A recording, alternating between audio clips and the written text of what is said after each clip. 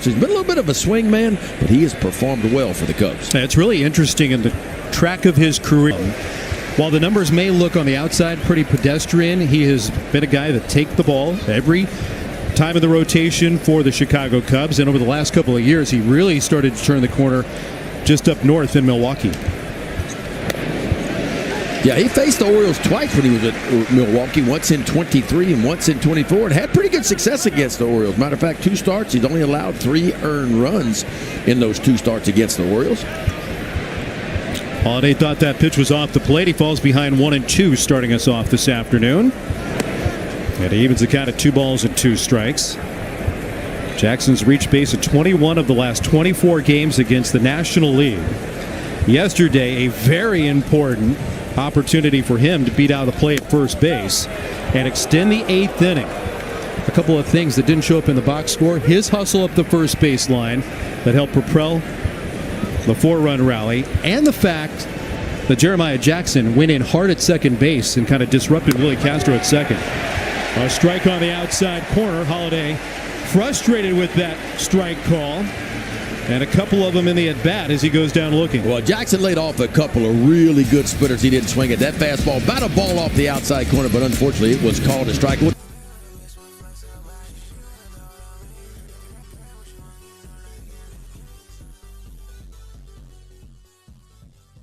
Slider, curveball. He will throw a sweeping slider as well. So a little bit of everything for the Orioles to try to navigate through.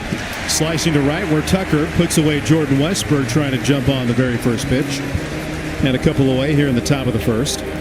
But the best pitch for Colin Ray, and look, it's not a high velocity fastball. It's pretty much big league average. It's 93, 94. But 38 of his 75 strikeouts this year have come on that fastball of his. He's completely changed his approach. He was a sinker slider guy early in his career. That 4-seam fastball now is the pitch where he's basically scrapped the sinker. Almost half the time using the 4-seam fastball. And there was one for a strike on Gunnar Henderson. The decisive 3-run home run yesterday, one of 2 hits for Gunnar. Just off the outside corner. Evens the count at 1 ball and 1 strike. Yeah, you talk about on a heater lately. Gunnar Henderson, his last 10 games, how about a .389 batting average, a couple of homers, 11 RBIs, 7 extra base hits mixed in there. And he wands one to right field for a base hit. 2-out single for the O's. Well, when you hot, you hot. And folks, Gunnar Henderson is as hot as anybody right now. That looked like that little split finger fastball. Take a look at it. Or a changeup. Yeah, he just kind of goes down. See how he just kind of goes down. He's out in front, but watch him firm front-sided right there to keep his body from drifting out in front. He just throws the head at it. Little by little, there's been a couple of adjustments over the last month plus for Gunnar Henderson. I don't know that he gets to that pitch 4 or 5 weeks ago. I think his timing was off. Yeah, well, Gunnar, you know, we can see it from up here. Everybody sees it when we watch it, and I see one of the most talented guys on the field every day when I look at Gunnar Henderson, and his hands are so quick. And once he starts to realize, and I think he's beginning to get there, that he don't need to get out in front of a ball, right? He can let that ball travel just a little bit, let it get deep, and then explode on it. And of course, he is powerful enough to drive the ball out of any part of the ballpark. So we keep forgetting Gunnar Henderson's just turned 24 years old, man. Just 24. He's not even in his physical or mental prime yet when it comes to experience. Adley Rutschman's 2 for 7 at the plate in this series. Long hold by Ray, trying to disrupt the timing of Henderson, who stays, and Rutschman fouls it back.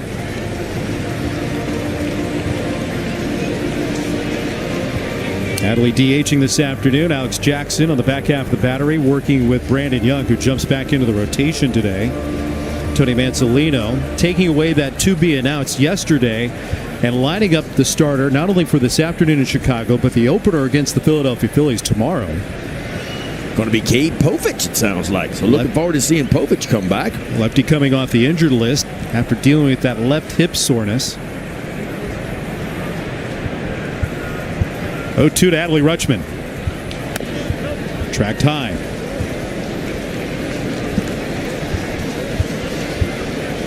This looked like to be a really difficult pocket of baseball for the Orioles, didn't it? Coming away from that series in Cleveland. You came back, maybe get your head above water against the Rockies. Then you had the Blue Jays coming in. Yeah, and the Blue Jays obviously the best team in baseball when they came to Baltimore. And look, with a win today, the Orioles can do something they haven't done all year long, and that's win 3 consecutive series. And if they pull it off, they do it against the Toronto Blue Jays, which was the best team in baseball, and the Chicago Cubs, who have one of the best records in baseball as well. 64 wins here on the north side. Rutschman rolls it to the third baseman. Castro from a knee. On to first to retire the Orioles here in the first. So a scoreless top half, bottom half.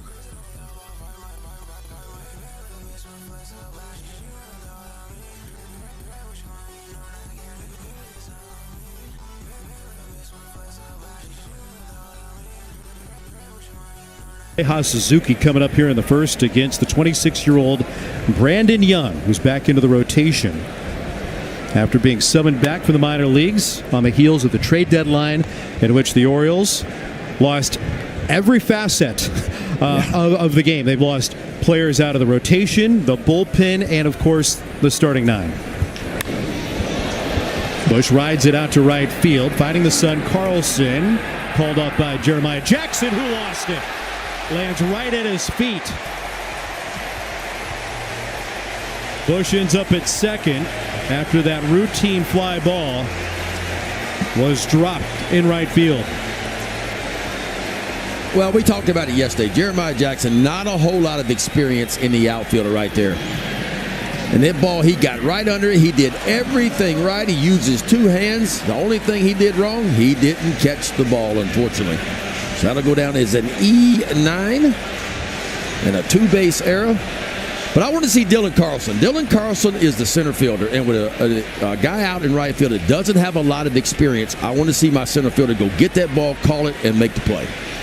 Here's the dangerous Kyle Tucker, who wants to give up his at-bat. Young handles the bunt. A peek to third. But Bush will get in there on the sacrifice from Kyle Tucker. Boy, that's unusual right there. A really good power hitter in Kyle Tucker, but that's also winning baseball. And to score first is big, and runs have been hard to come by in this series. There's been a total of 8 runs in 2 games in this series so far, 4 by each team. And you're talking about the Chicago Cubs, the #1 offense in all of Major League Baseball, averaging 5.2 runs per game.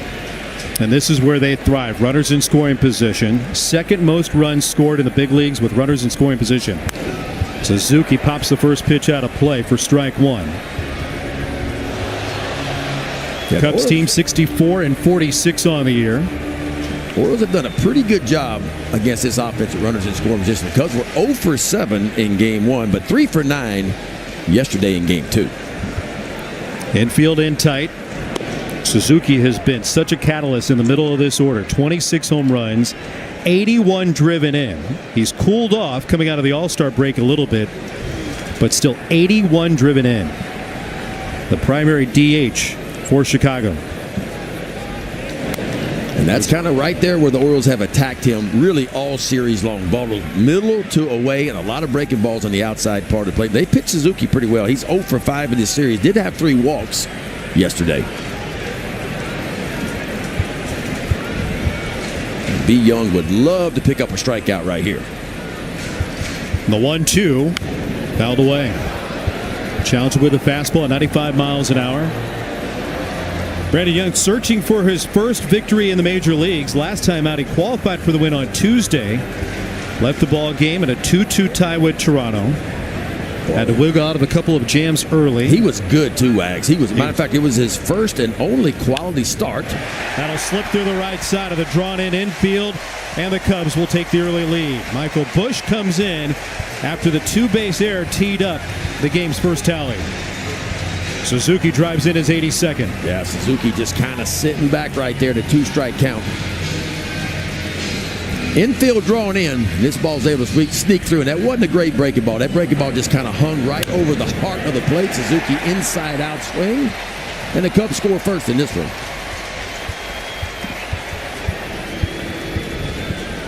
Still only 1 out. Here's Pete Crow Armstrong, an electric player here on the north side. Really the linchpin of the deal that got the New York Mets and the Chicago Cubs together, and this rising prospect who's still just 23 years old, 27 home runs, and 78 driven in. Had a rough day yesterday. 0 for 5 was Pete Crow Armstrong yesterday with 4 strikeouts. Don't see that very often from a guy that's probably the leader in the National League right now for the MVP. Second time in the career that he was fanned 4 times. Line drive, snared at second base by Holiday. A peek over to first. Sharp contact, but the defender in the way. There are 2 down.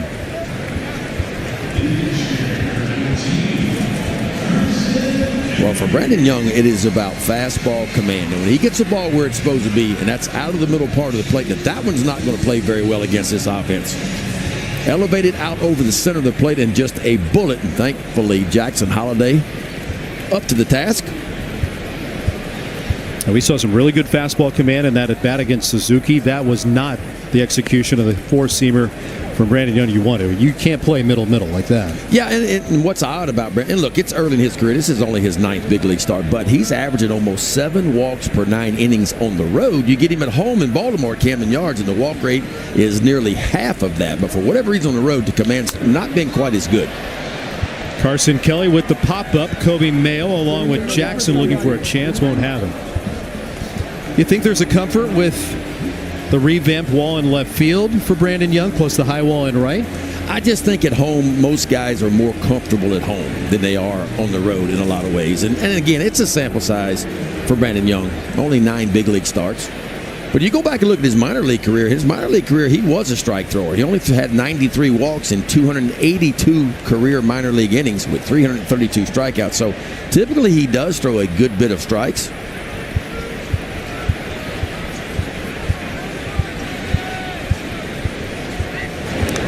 Move over to the bag at first to chase back Suzuki. But this is one of these offenses in the Chicago Cubs that you don't want to give second opportunities to. You got to make the routine play against these guys because they will hurt you.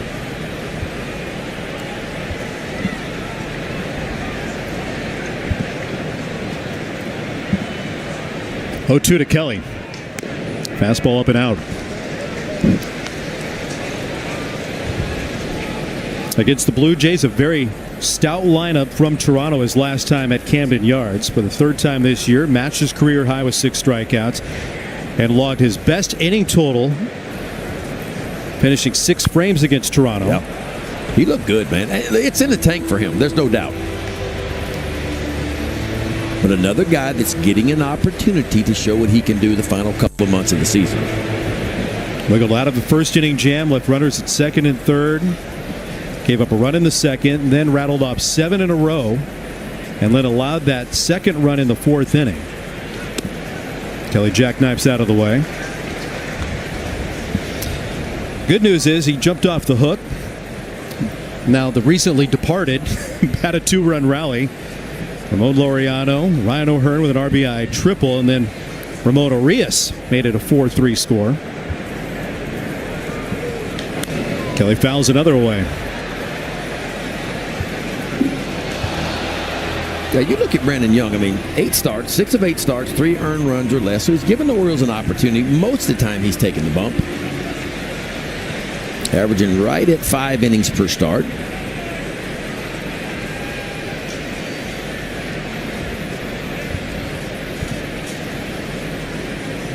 Not a lot of speed on. The 2-2. Just off the outside corner. Yeah, we talked about the offense, number one in baseball in runs per game, but they can steal some bases too. I mean, 121 stolen bases, the Cubs, that's the 3rd best mark. The home runs, 3rd best in baseball. So the Cubs can beat you a lot of different ways offensively. They spread out that speed too. Runner goes, and the pitch is just outside. So Kelly will work the walk. Brandon Young was kind of bouncing off the mound right there. He thought he had strike 3 on that split finger fastball, but just off the outside edge. Mike Malinsky, home plate umpire, had it as a ball. Pretty veteran crew working this series. Mike Malinsky behind the plate today. Emil Jimenez, Doug Eddings, longtime Major League umpire, is the crew chief at second, and Derek Thomas going around the horn. Young trying to make it happen against Ian Happ, the left fielder. And another left-handed bat against the right-hander. Young misses high with ball 1.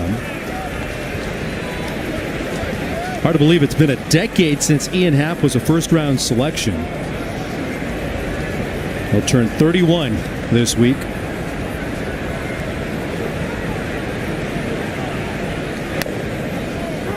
Yeah, Ian Happ's been an all-star, 3-time Gold Glover.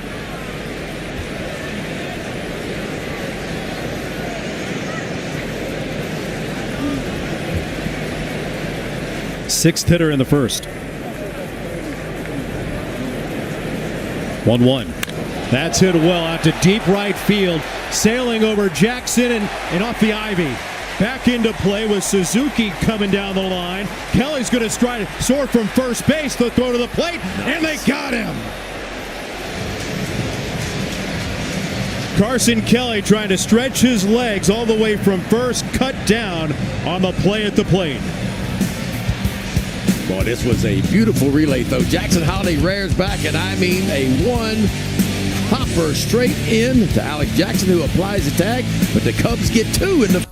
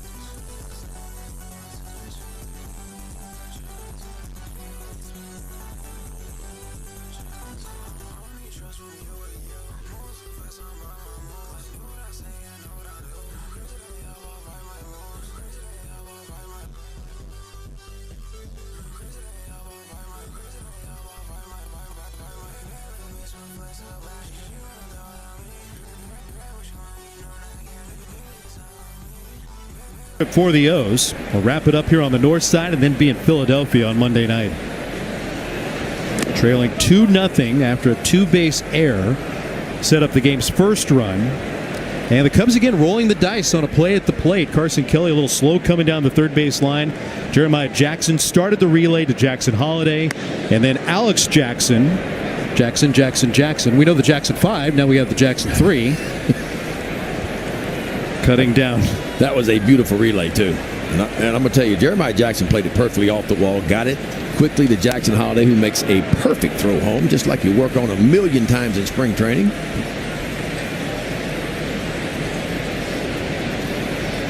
Outside a couple of tight defensive plays for Jeremiah Jackson, it's been a nice first weekend in the big leagues for him. And he'll work the free pass, taking high. He had a hit his major league debut on Friday, a couple of hits yesterday, and now he'll draw the leadoff walk here in the second. Yeah, Jeremiah Jackson's showing you some bat speed, too. He's turned around some high-velocity fastballs. And, again, it's a sample size.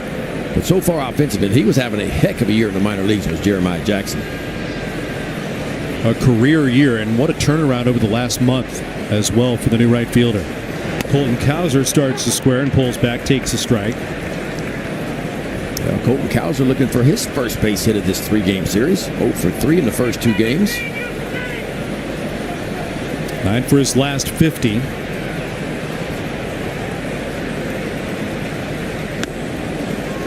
Gets a good look at the pitch and falls behind 0-2. Well, Colin Ray's a strike thrower. I mean, 28 walks is all he has. Not going to strike out a lot of guys. 75 strikeouts and 106 innings of work. But a guy with a lot of pitches that will move the ball around and hardly ever throws the same pitch back to back.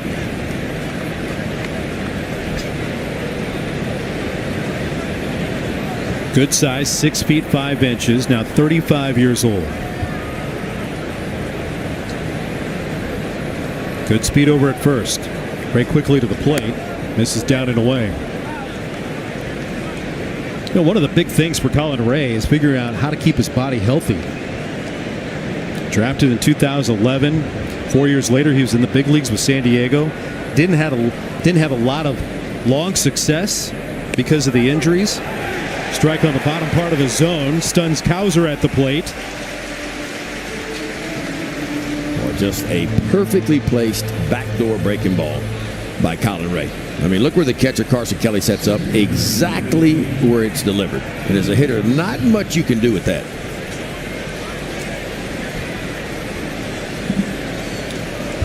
Cowser down looking at the curve. Here's Dylan Carlson. Switch hitter on the left.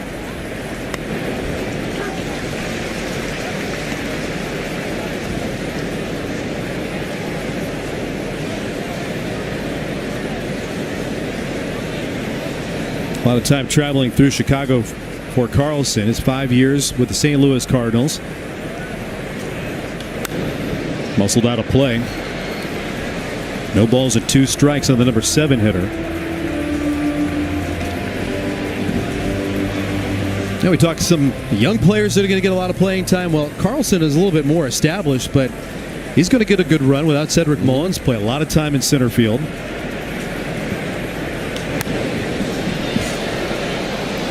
Might get a chance to play in the corners. We've seen that before. A lot of mixing and matching, maybe even more so. Tyler O'Neill out of the lineup again, dealing with a little illness. He was a late scratch yesterday afternoon. Tony Mansolino said before the ballgame he expects Tyler O'Neill to be available for his lineup tomorrow in Philadelphia. A little top out towards the first base line. Ray fields the position to get the out at first. Jackson makes it to second with 2 away. Orioles were 0 for 3 runners in scoring position game 1. They were shut out, but 2 for 5 yesterday. And of course, one of those 2, the big blow, the 3-run shot there in the 8th inning by Gunnar Henderson. That 8th inning was just awesome. Yeah, I mean, Westberg got started on a 2-strike base hit for an RBI single, and then Gunnar Henderson got down 1 ball and 2 strikes. So both of the big hits in the 8th inning for the Orioles yesterday were in 2-strike counts. I think yesterday's game, when you're down 3-0, it felt kind of insurmountable, but you get that 1 run. All of a sudden, you look at where this lineup was coming around. I think the Orioles immediately thought with that first run in that they were back in the ball game. Well, they hung around. They hung around, and that Oriole bullpen gave the Oriole offense a chance because the bullpen came in, man. Martin was good. Wolfram, Cano, of course. Keegan Aiken at the end picked up his first save of the year. So the bullpen gave the Orioles an opportunity to scratch a run late, and they scratched 4 of them. Mayo didn't like that. Got put in the hole at 2 on the check swing.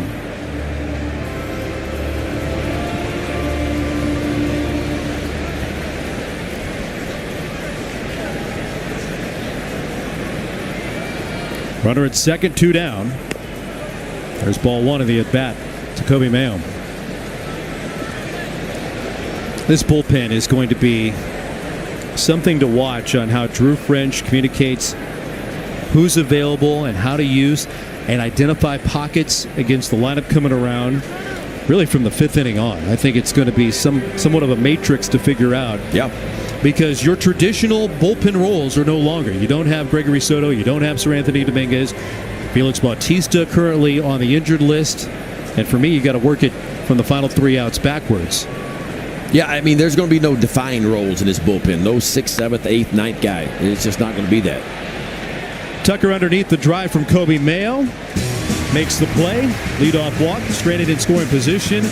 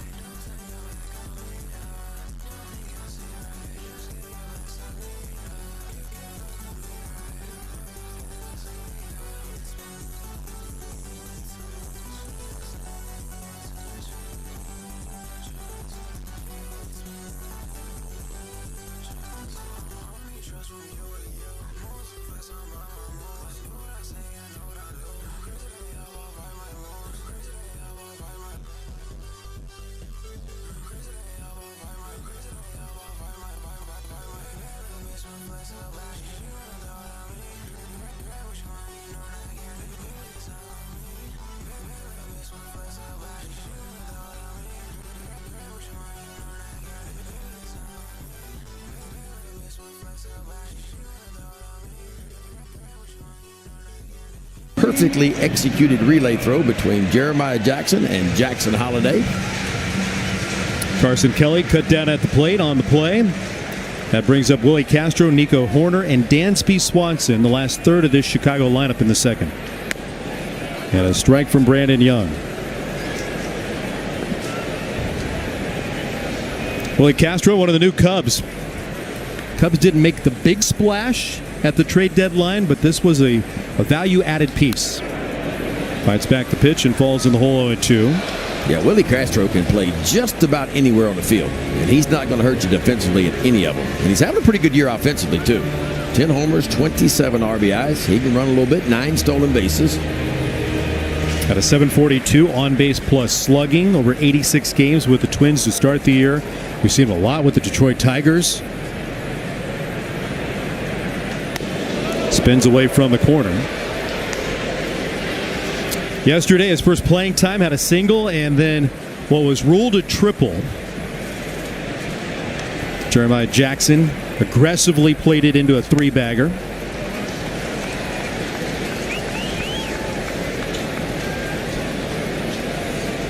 There's the O's right fielder.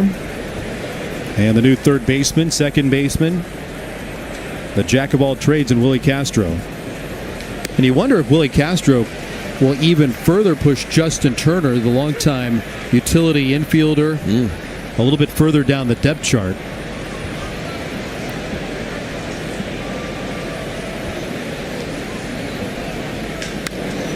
Rolled towards the drift. Westberg picks it up and retires Castro. One up and one down. Masson Plus allows in-market Oriole fans to watch the O's with no cable subscription or contract required. Fans can stream Masson Plus on iOS.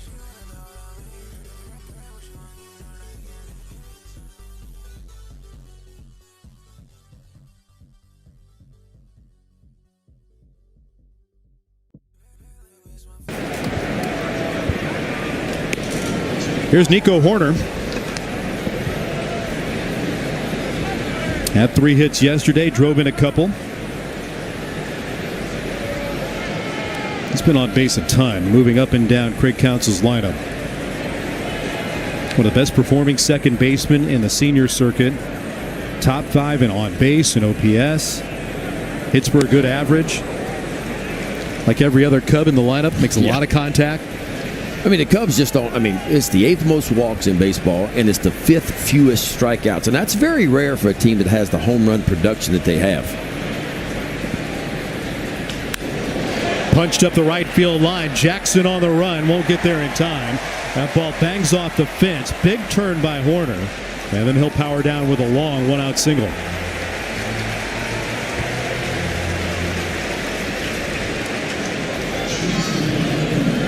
That ball got up the line quickly, and a good angle by Jeremiah Jackson, and a very difficult bounce. Yeah, you see where he kind of set back, and he had to, because you never know when the ball hits that close to the right field line, is it going to continue to go straight down the right field line or up against the wall? And Jeremiah Jackson plays it perfectly and holds Nico Horner to a single.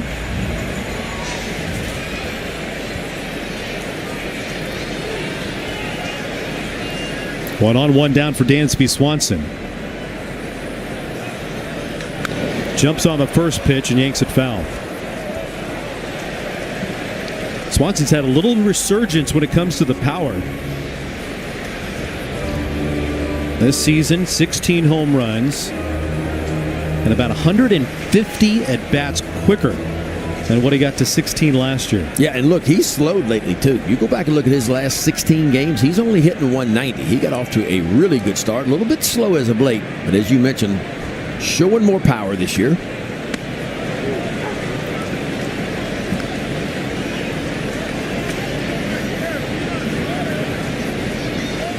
Dansby Swanson, 2-time All-Star, 2-time Gold Glover. Debuted back in 2016 with Atlanta. Hometown kid playing for the Braves. Yeah, played his college ball over at Vanderbilt. Came out of that same draft there in the SEC with Alex Bregman.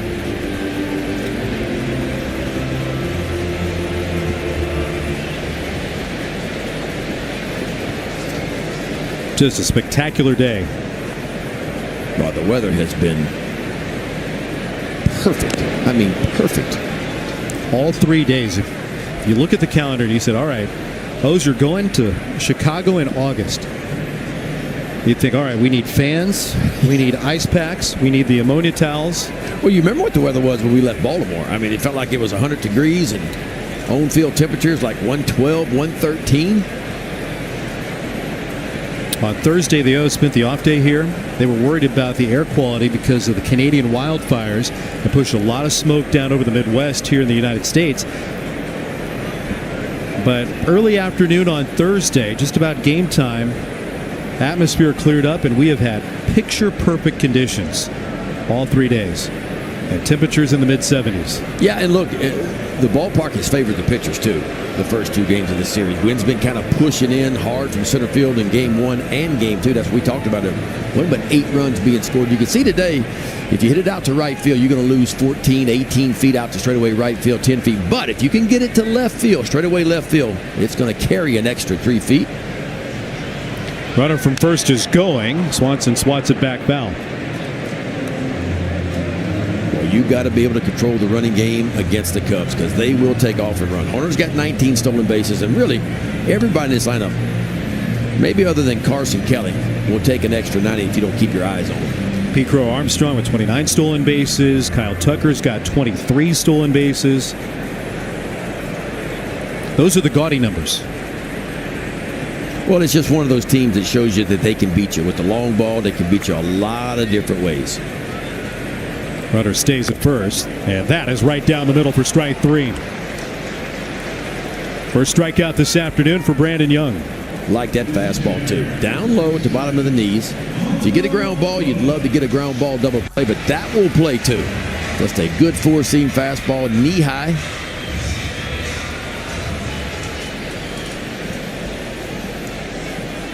Two down, top of the card. Here's Michael Busch again.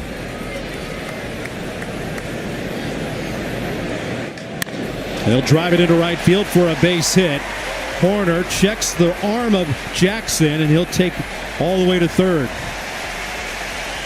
Michael Busch with a sharp single into right. Now, with 2 out, Nico Hoerner, he pretty much ran right in the face of Jeremiah Jackson. It was a hard hit ball out toward right field. We talked about Nico Hoerner's speed, man. He can pick him up and put him down. So first and third and 2 out here.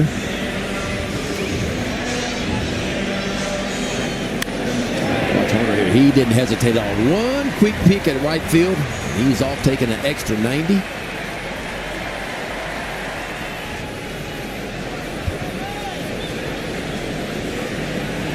First and third for Kyle Tucker. Surprising sacrifice his first time up.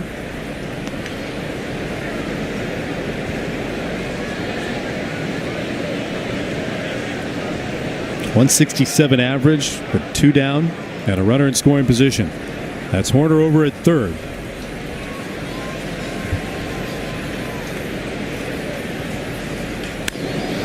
Holiday sets up the backhand. He's got it cleanly. Plays it over to first to retire Tucker and the side. Couple left on, keeping it 2-0 Chicago early.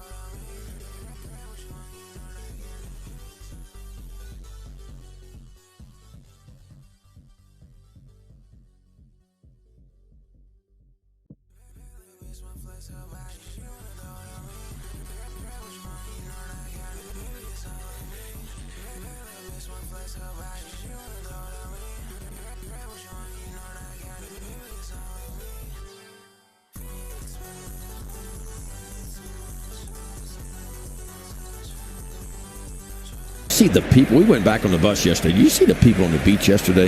Yeah. I mean, it looked like Panama City Beach, Florida is what it looked like on spring break. This city has had a spring break feel to it. There's a lot going on. Conventions, music festivals, warm weather. Alex Jackson leading it off. Wow. That ball about a ball and a half off the outside part of the plate, called a strike.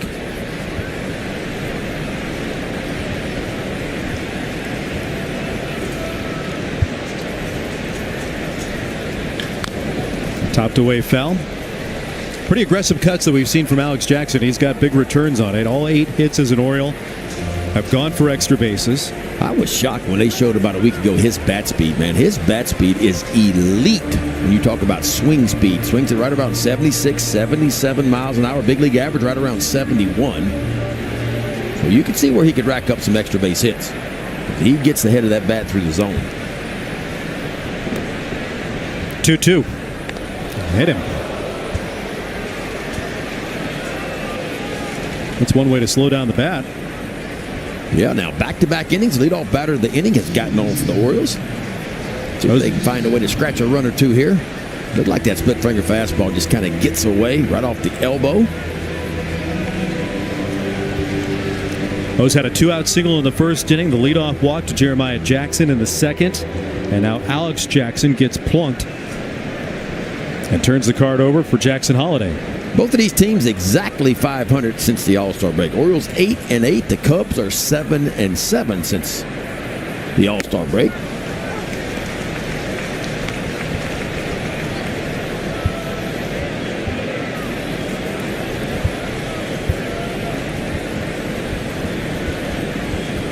Oh, 1 to Jackson Holliday. And he'll slip it in between the bag and Castro's retreat. Cut off near the line by Ian Happ.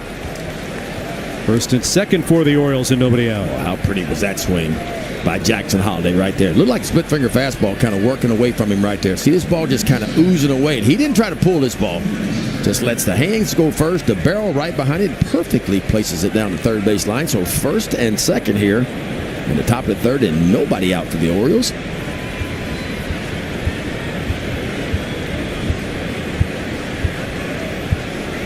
Jordan Westburg, the hitter. Fly to right his first time up. The corners will creep in. Westburg, not a 100% swing. And now let's look at our Oriole Insights presented by PNC Bank. Brilliantly boring since 1865. How about that? A hot month of July. Well, Westy tried to play hurt for a while. It just didn't work out for him. But when he is healthy, that's the kind of numbers you're going to see him put up. Saw what the OPS was in the month of July. Average big league hitter OPS, that's on base plus slugging, about 718 is the average going into today. 0-2. In the air out to right. Tucker gliding over. Tagging at second, rolling towards third. Jackson will beat the play. And cut off in the middle of the diamond.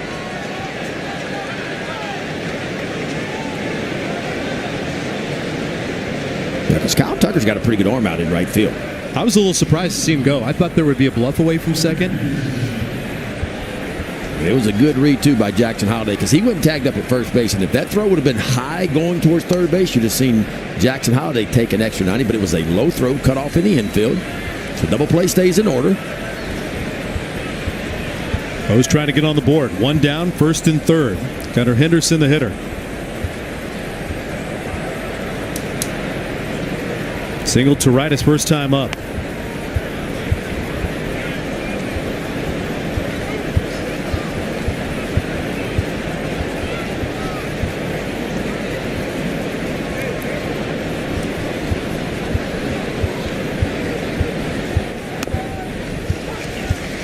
One ball and one strike on Henderson.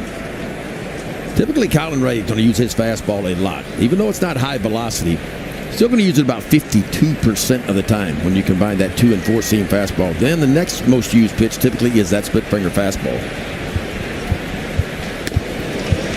That's pumped over at 95.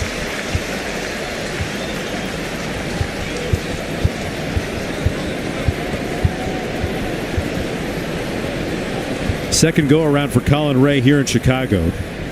Had 14 innings worth of work back in 2020 and a couple of starts. It has been a very slow climb back to Major League life. Very sporadic 7 years. From 2017 through 2023, just 10 games in the big leagues. Slowed by shoulder issues and elbow pain. Ground ball in the middle of the diamond. Swanson hustles over. Whoa, what a feed at second. The runner is safe at first with Henderson legging it out as Alex Jackson comes in to get the Orioles on the board.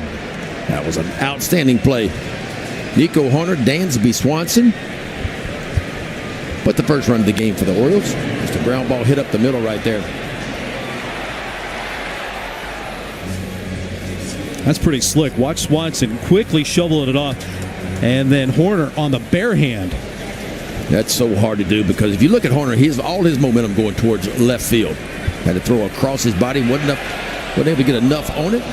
Boy, Gunnar Henderson has to scramble back. Be careful of the Cubs. We saw it yesterday. They lead all of Major League Baseball in pickoffs. Their pitching staff does 16 of them on the year. Matthew Boyd with 8 of them. Yesterday, I'm putting an asterisk by that one. With the leg lift, the pause, and then the angle.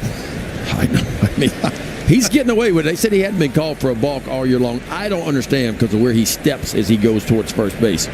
Henderson is going. Pitch called as strike on a bounce to second in time. Gunnar Henderson said no way.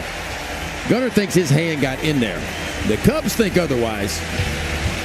See if the Orioles are going to challenge this or not. Tony Mansolino waiting for a call. Henderson to the backside of the bag. Oh! Wow.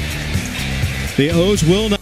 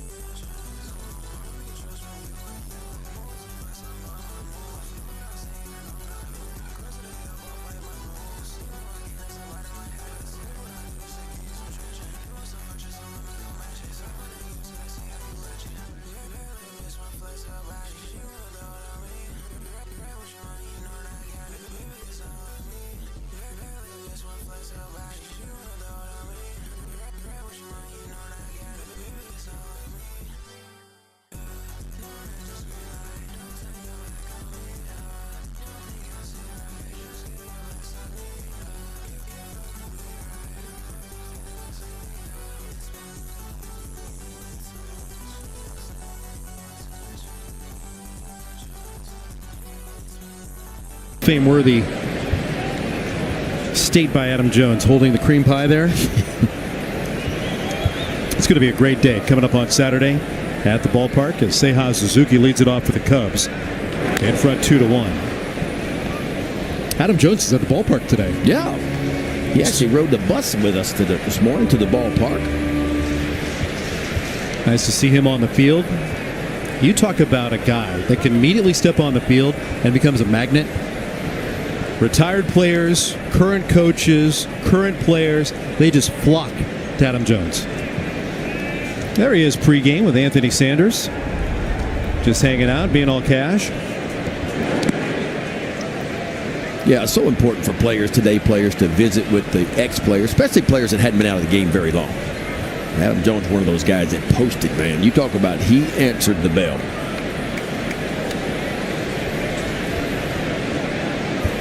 Great opportunity for him, his family, into the Orioles Hall of Fame coming up on Saturday. 1-2 to Suzuki. Fastball's outside. Oh, pardon me, splitter.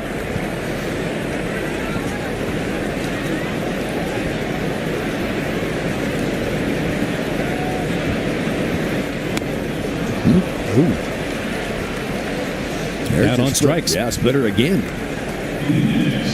Not sure exactly where Brandon Young wanted that splitter. Drifting in right there. Watch this ball. It's just enough off speed to get Suzuki out in front.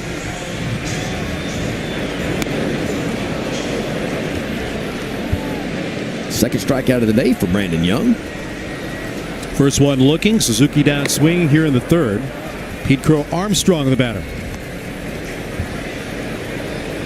Lined out hard to second his first time up.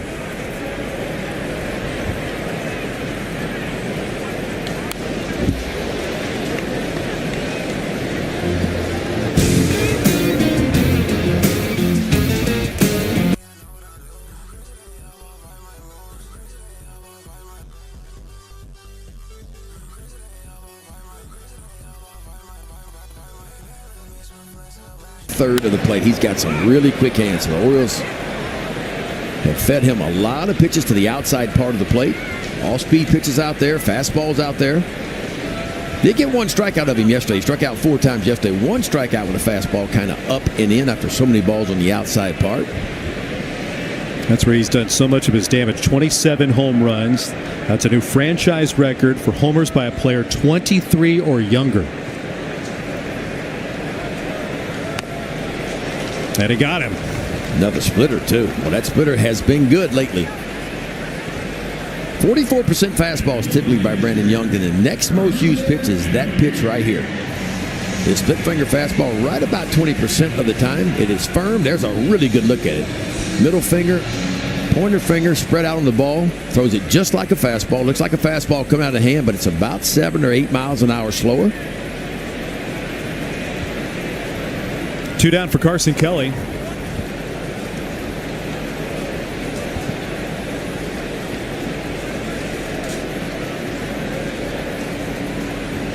This is one of the best, most well-rounded catchers in the game. He can do it with the bat. His OPS is high. He slugs it. He's got a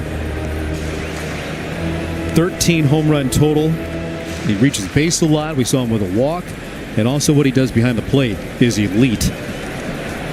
Catches 35% of base runners.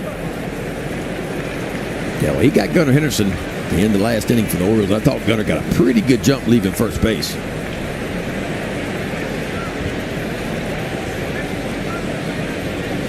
Young behind 3-0. There's a 4-seamer right over.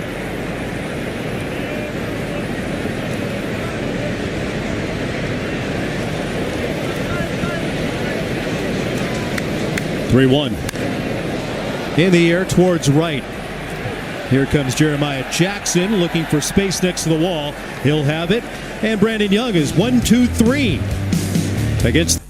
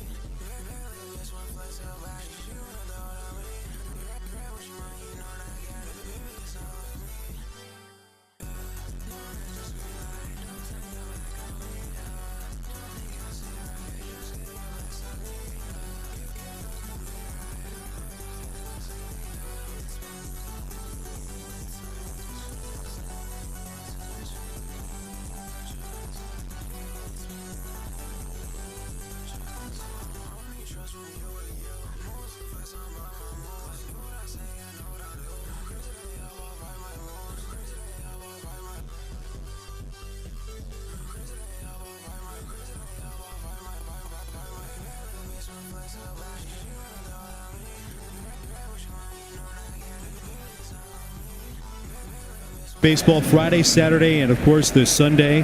And it is howling this afternoon, cutting across the diamond here at Wrigley from right to left. Yeah, it's going to favor the right-handed pull hitters.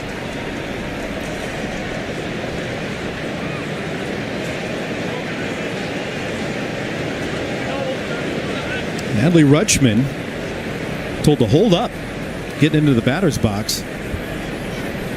Now we're ready to go. Rutschman's second time up. Adley Rutschman, Jeremiah Jackson, Colton Cowser coming up. Fielding air set up the first run of the ball game. It was 2-run first. The Orioles got into the run column after Alex Jackson was hit by a pitch. Yeah, both runs for the Cubs unearned there in the first inning.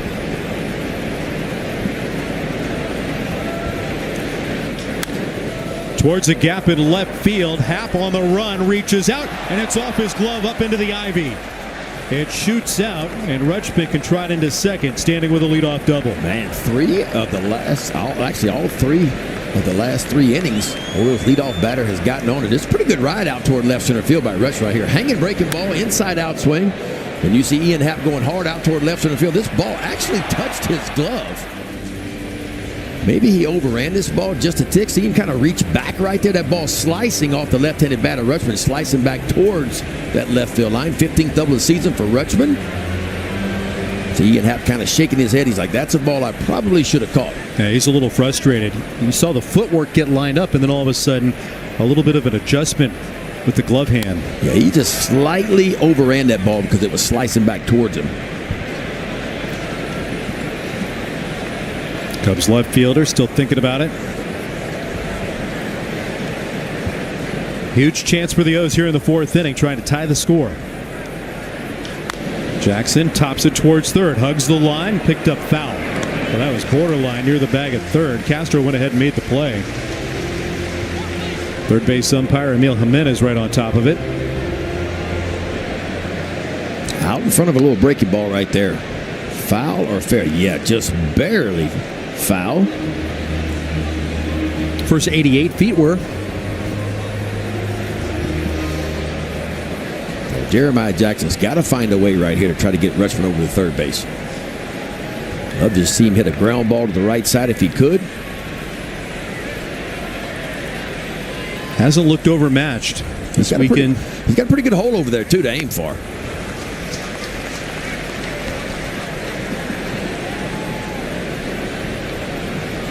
It's been a huge weekend for him, much different than the last weekend he was in the big leagues for about 24 hours.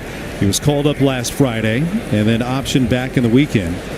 7 years in the minors, still 25 years young. Well, how about that pick by Carson Kelly? Ball so far outside you can't slide over and get your body in front of it. There's no way. The only chance you got is a backhand pick. You talked about how good Carson Kelly. Watch this play right here. That is outstanding.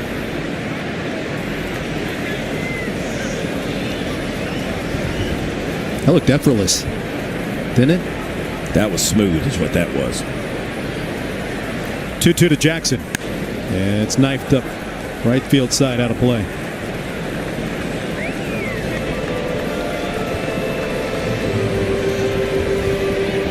Well, the Orioles, over the next 60 days or so, are going to find out what Jeremiah Jackson and others can bring them. This has been a career year for him. New career high in doubles. He had 15 home runs. Certainly was on pace maybe to flirt with a career high. He had 22 in 2023. He had 23 of them in the Pioneer League and established the Pioneer League home run record that was set in 1997. Well, there's some pop in this bat. He had an 880 OPS in AAA too. Fouls it back. It was a massive month at AAA for him. Played a lot on the diamond over the last week or so, ready for the ramp up and maybe a roster opportunity that would open up. They got him some reps in the outfield. Hit sharply towards the middle. Good spear by Swanson. Pops up to get the out at first. What a play in the middle of the diamond by Dansby Swanson. Well, there's your 2-time Gold Glover right there. And this was an elite play right here by Dansby Swanson.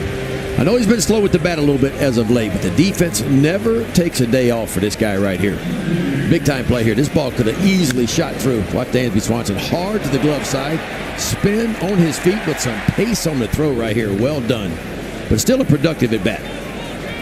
Jeremiah Jackson finds a way to put Rutschman over to third base. So now the Orioles don't need a base hit to tie this thing. Cowser starts behind 0-1. That was another good at bat from Jeremiah Jackson. Exit velocity on that ground ball at 107. It comes off his bat. You can see that. His first hit that ate up the third baseman on Friday was at 102. Seen a lot of good exit velocity. Hit hard past the plunge of Bush and into right field. Cowser will drive in Rutschman, and we are tied at 2. Well, the Orioles, before that swing, were 0 for 4 with runners in scoring position. Make it 1 for 5 now in a tie ball game. And you know about Colton Cowser. He can handle some fastballs. This fastball was in on his hands a little bit, but he got the barrel to it. Just hit a bullet by Michael Bush over at first base. Look how quick he is to that ball right there. Just a rocket. Rutschman's leadoff double teed it up. We're tied 2-2 here in the fourth. Del Carlson's 0 for 1 on a comebacker.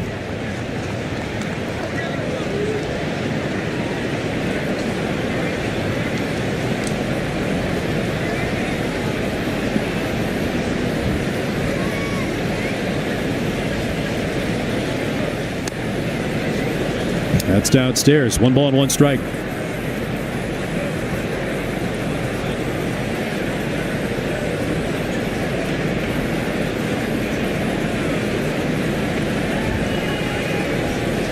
Cowser stepping off his lead at first. Flipped out of play.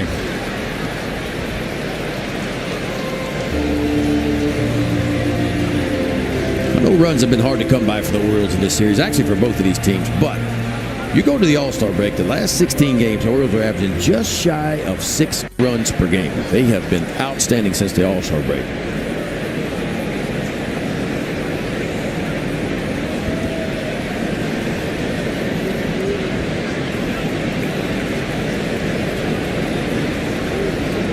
One-two from Ray. Upstairs, evens the count at 2 balls and 2 strikes on Carlson. Do you think this Orioles lineup and the way that it's constructed at the moment can keep up with that pace, average 4 or 5 runs if they manufacture and not lean on the long ball? Oh, I think so. I mean, and the good news for the Orioles, they've been hitting the long ball as of late. And there's some pop in this lineup now. I mean, Mountcastle due back, 2 or 3 days maybe. I think that's going to give you a little bit more pop in this lineup. 3-2 pitch. Carlson keeps the at-bat alive. Ryan Mountcastle likely to join the Orioles maybe in Philadelphia. Wrap up his minor league rehab assignment. Yeah, here's that number I saw. The last 10 games, the Orioles have 20 home runs over their last 10 games, 7.4 runs per game. Both of those are #1 in baseball during that time. Carlson rocks it out to deep right field, backing up Tucker. Makes the play in the warning track as the ball beats that ball back into the field of play. That ball was touched right there. We showed you earlier, the way the wind is blowing, that ball gets knocked down just enough where Kyle Tucker can run it down. That's the difference right there. You talk about 14 to 18 feet. Carlson turning around.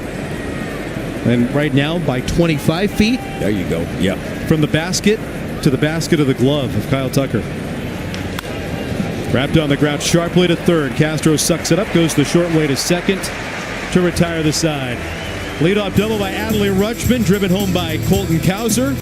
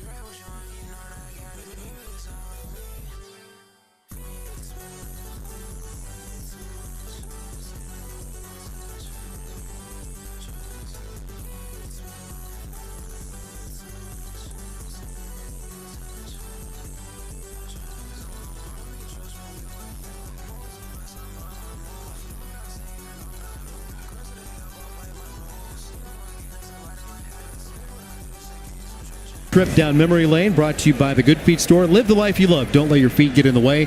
Visit goodfeet.com. Always memorable when we come to Wrigley here on the north side of Chicago. A 2-2 game. Brandon Young back on the bump. Struck out 2 of the 3 that he faced in the third inning. Gets Ian Happ, Willie Castro, and Nico Horner coming up here in the home fourth. Yeah, kind of got that split finger fastball going, did Brandon Young. Both of the strikeouts in the third on that splitter. The key for Brandon Young, though, is getting ahead with the fastball or the breaking ball and then being able to get to that split finger fastball because that's his best swing and miss pitch. Ian Happ fouls a cutter away.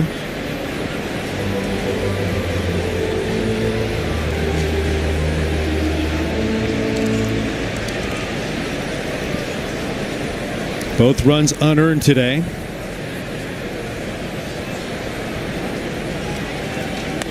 They were scored in the first inning. That's when the free pass was issued. A little bit of trouble in the second for Brandon Young. Had Nico Horner left at third. Michael Busch left at first. He's retired 4 in a row as he opens up this fourth inning. Evens the count at 2 balls and 2 strikes.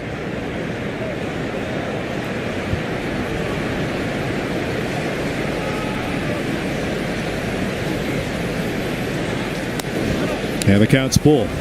0-2 to 3-2.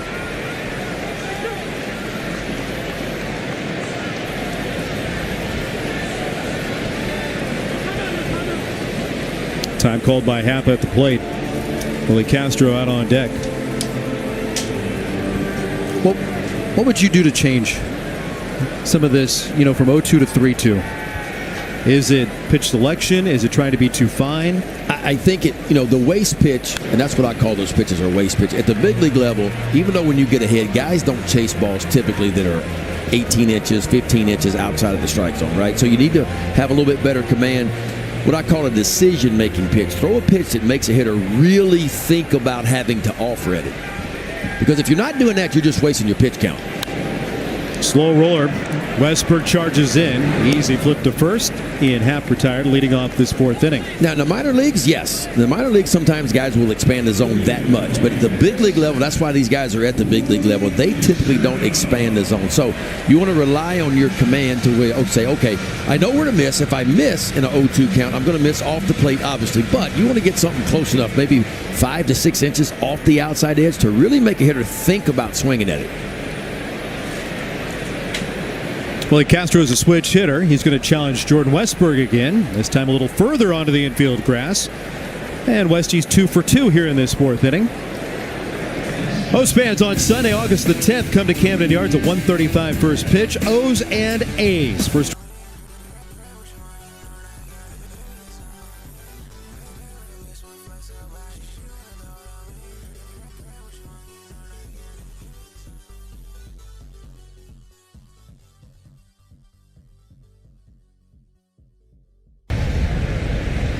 Summertime fans here in the sunshine of Chicago.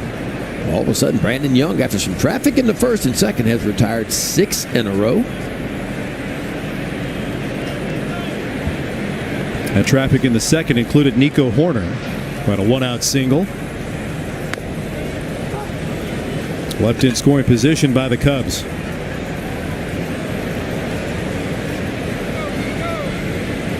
And there it is, the postcard. Popped up on the diamond. Jackson from behind the plate won't have a play. It's about 8 rows deep. I know Wrigley Field is a special place for you, for sure, from going many years back. Hey, listen.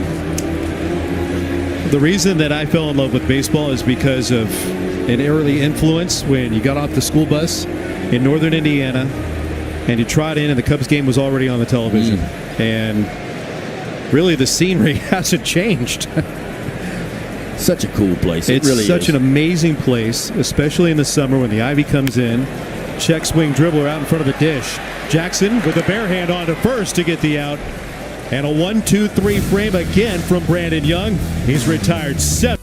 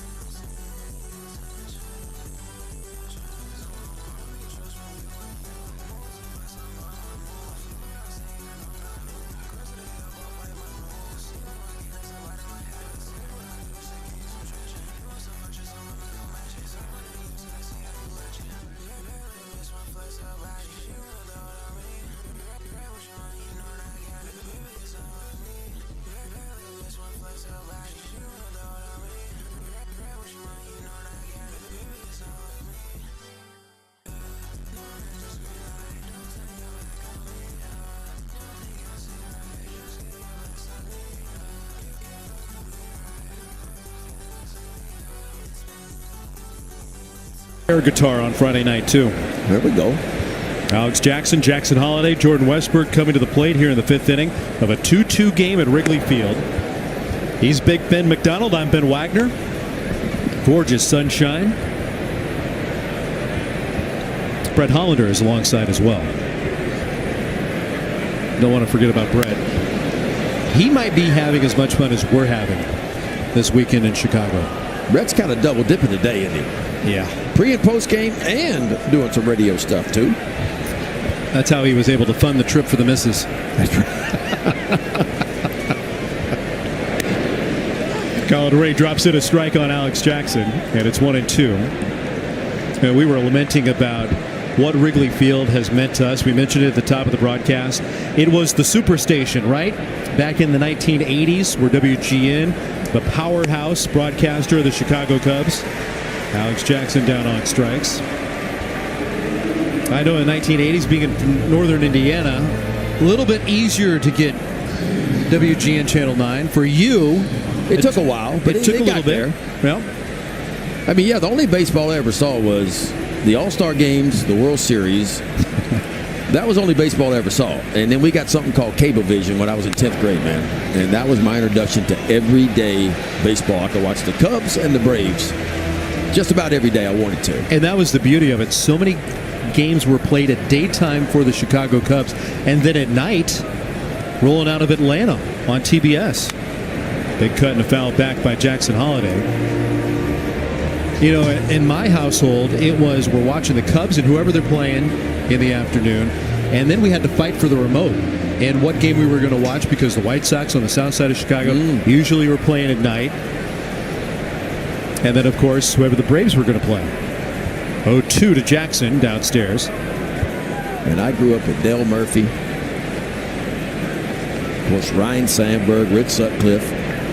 Ron Say was on these Cubs. I remember Ron Say, the Penguin. Leon the Bull Durham. Lee Arthur Smith was closing for the Cubs back in '84. Swing and a miss by Holiday. Back-to-back strikeouts for Colin Ray here in the 5th inning. course. This was a Cubs town in the 80s, too. Oh, yeah. Especially in 84. That's a really good breaking ball right there. We talked about Colin Ray. 7 different pitches if you count the 2 and the 4-seam fastball. A little bit of everything from him. But the Orioles have hit some balls hard. That's a hard ground ball. Past the plunge of Swanson and into center field. A base hit for Jordan Westburg. Well, Westy continues to be aggressive, man. That was a 105-mile-per-hour shot right back up the middle. Yeah, that's sitting on the fastball and getting one right there. Colin Ray trying to work to the outside part of the plate, but left this one middle, and a bullet right by Dansby Swanson for a single. That's going to be it. That's Craig Counsell on his way to the bump.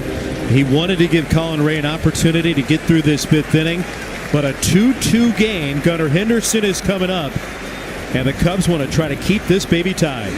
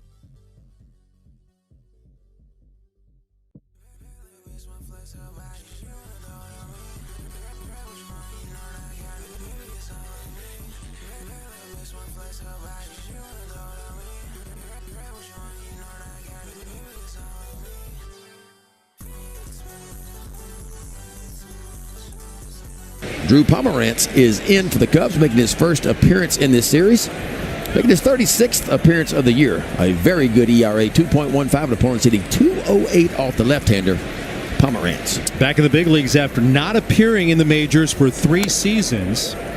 Big left-hander was in the rotation with the Rockies, the Padres, the Boston Red Sox. He's been around over his career. 2-pitch mix, 4-seam fastball and that knuckle curve. Fastball is going to average right at 93. Henderson had an idea and gets the benefit. But opponents only hitting .202 off that fastball. Hitting .235 off the knuckle curve. And now to 3-0.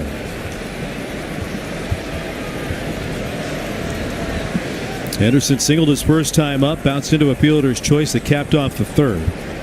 Adley Rutschman had the double, and an opportunity with a runner in scoring position on a 4-pitch walk.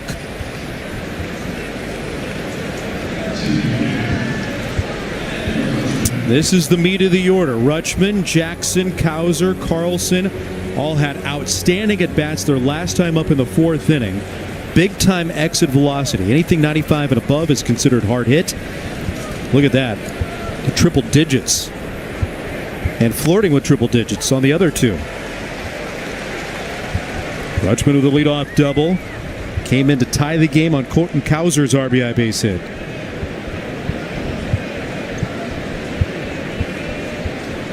Adley's had a hit in each game of this series.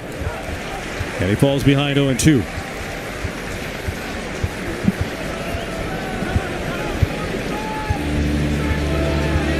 Adley asking for time. First couple at bats were on the left side of the plate. Now facing the left-hander.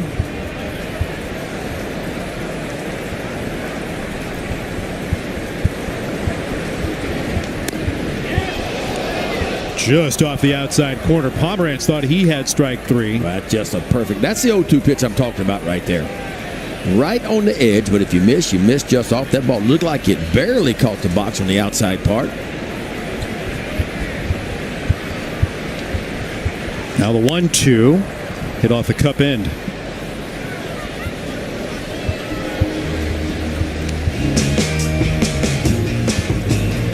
Well,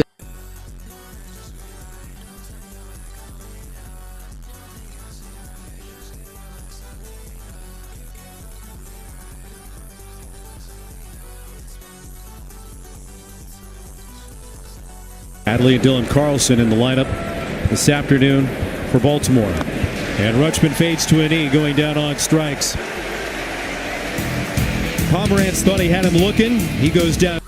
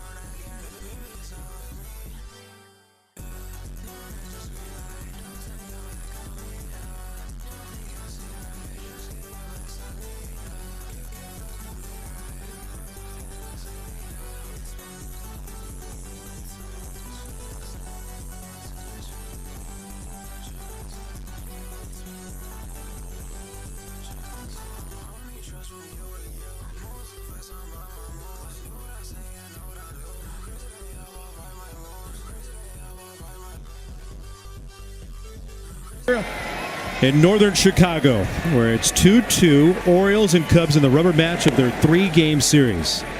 Brett Hollander on pre and post and on the sidelines here this afternoon with Big Ben McDonald. I'm Ben Wagner. Dansby Swanson against Brandon Young will start in the hole, with Chicago batting 9-1-2 here in the home fifth. And it's quickly 0-2 on Swanson. Gets a little extra on that breaking ball. 2 unearned runs in the first inning charged against Brandon Young. Orioles tally in the third, tied the game in the fourth. And a big rip and a miss. Wow. He just went right after Dansby Swanson. We talked about fastball command. And when you can command it like this, man, perfectly placed, high velocity, just on the outside edge, exactly where Alex Jackson is set up. That is 8 in a row now by Brandon Young.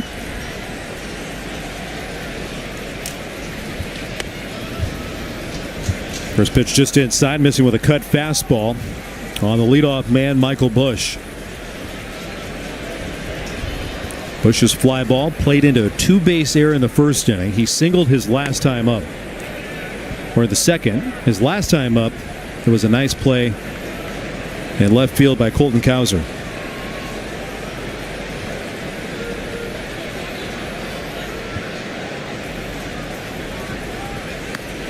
Pitches outside. No, I messed up because I had that note about Colton Cowser from yesterday. That was on Michael Busch. Oh, yeah.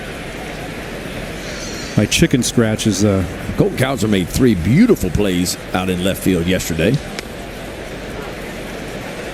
Fastball in the inside corner, called strike. There's Colton. It's not easy. You got to think about the basket. You have to think about the ivy. There's absolutely no padding behind that ivy in the outfield wall. The only padding you get is the ivy. More like a crunch, one of your body and the other of the leaves. How about that pitch right there? 3-1 count, expecting fastball. Instead, it's a split finger fastball. Yeah, Colton kind of disappeared into the ivy on that first good play yesterday.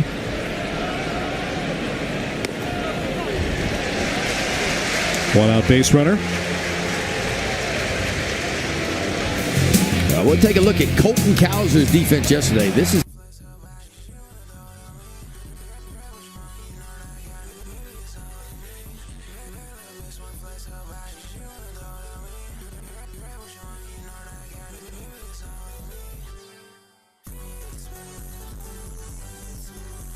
himself a good day yesterday. There's a sharp liner sinking into right field. A base hit. That'll bump Bush up to second base. Kyle Tucker is aboard for the first time today. Yeah, 1 for 2 day for Tucker. Sacrifice bunt his first at bat. Cubs 2 for 3 today so far. Runners in scoring position. It's been their strength this year. They come in 6th in baseball, hitting with runners in scoring position this year.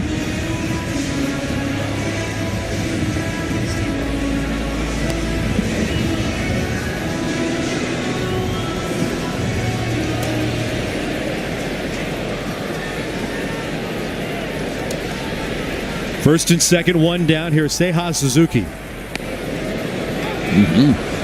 Drove home a run back in the first inning. He struck out leading off the third. Home plate umpire Mike Nalinsky, a little bit bigger than average, I think.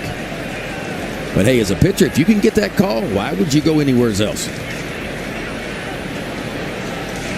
See if he tries to go back to it. He does. Didn't get it this time, and I thought that one might have been even closer to the strike zone.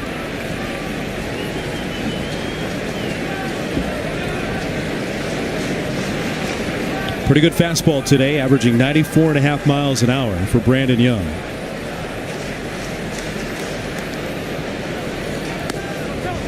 Too far outside. One of the best pitches velocity-wise we've seen at 96 miles an hour from the right-hander. And Suzuki doesn't run that well. Now, the Cubs don't hit into many double plays at all. They've hit into the fewest amount of double plays out of anybody, just 47 on the year. Brandon Young would love to roll a ground ball right here. You've got the dangerous Pete Crow Armstrong waiting on deck.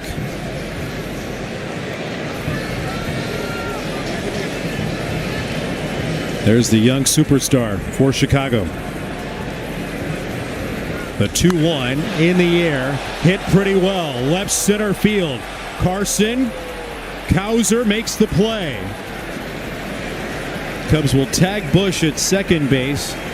He'll move over to third after the deep drive off the bat of Seiya Suzuki. Stay in the ballpark. Here's the Nissan pitch cast. The last time Pete Crow Armstrong was at the plate. Yeah, start him off with a breaking ball for a ball. Then a fastball, he fouls off another fastball. So 1-ball, 2-strike count. And there's that really good split finger fastball. Starts it in that same window as those back-to-back fastballs and just kind of works it down and away for a big strikeout.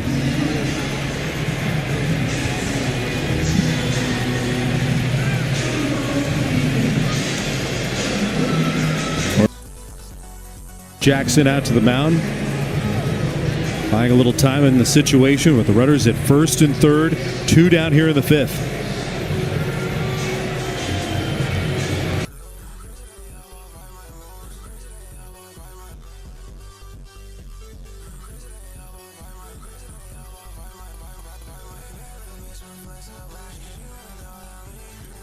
Call to the bullpen. The day is done for Brandon Young.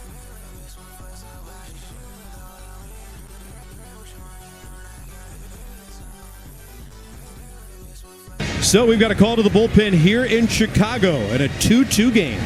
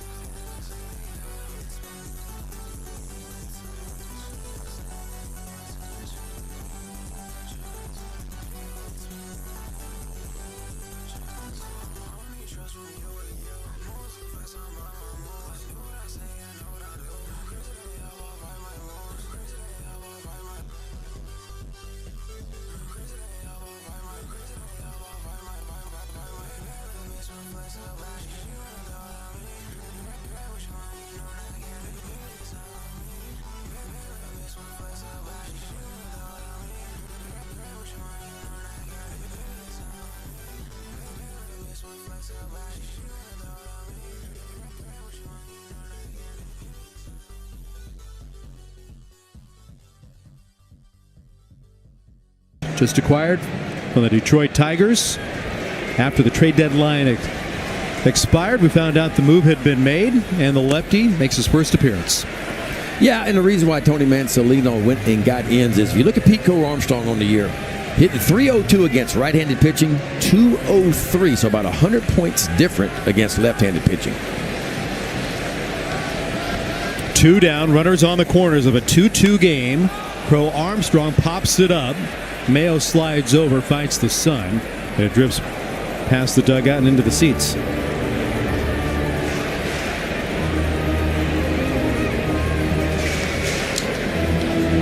It's been in the big leagues with a couple of stops along the way. All the way back to debut with the Twins in 2017. Just a couple of outings. Yeah, it's a 5-pitch mix coming out of the bullpen, too.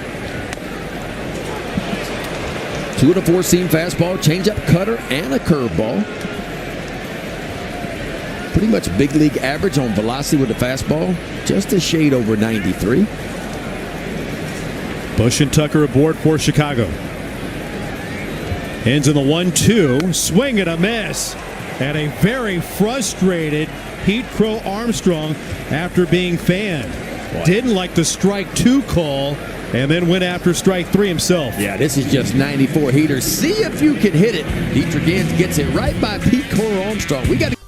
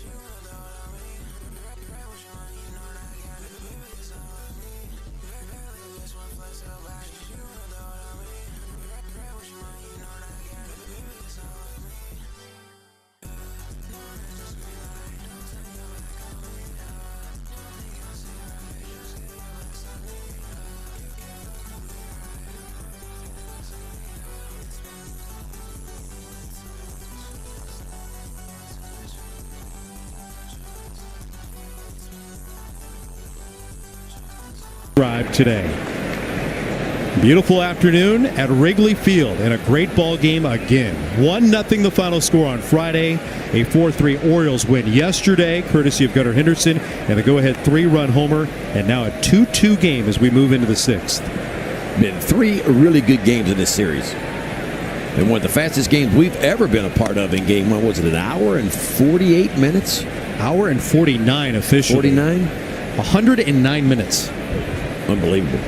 Shortest game for the Orioles since 1988. The shortest game by just 1 minute. There was one game closer in Wrigley Field history that was shorter than that game just by 1 minute. So second fastest game in Wrigley Field history.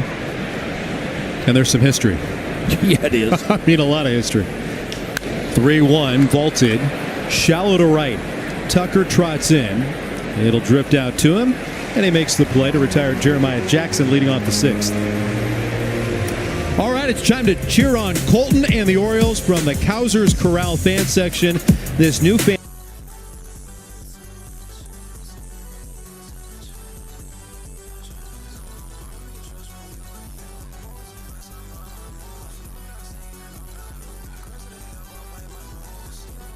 One of those. Got the little cow ears coming off of it. What we got going on now? We got a clinic. A little pause in the action. Mike Malinsky. Oh, there's our spotted There cow. it is. It's got the ears. Thankfully, no bells. And here is Colton Cowser getting strike one.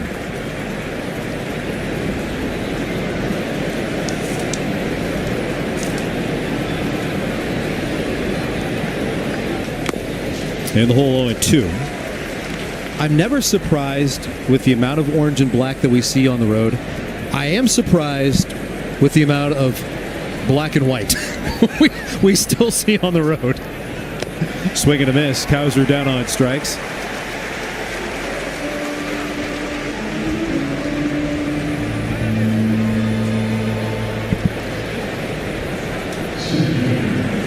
Drew Pomerantz, just a four-seam fastball elevated to the outside part. Up to the bullpens now in a 2-2 ball game here in the sixth. Dylan Carlson fouls away the first pitch.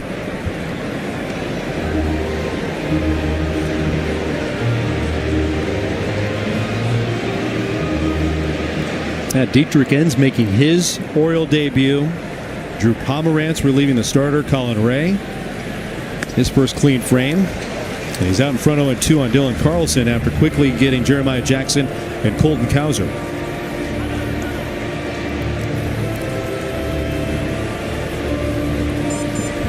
Doesn't get much better than that right there. That's a good day at the ballpark.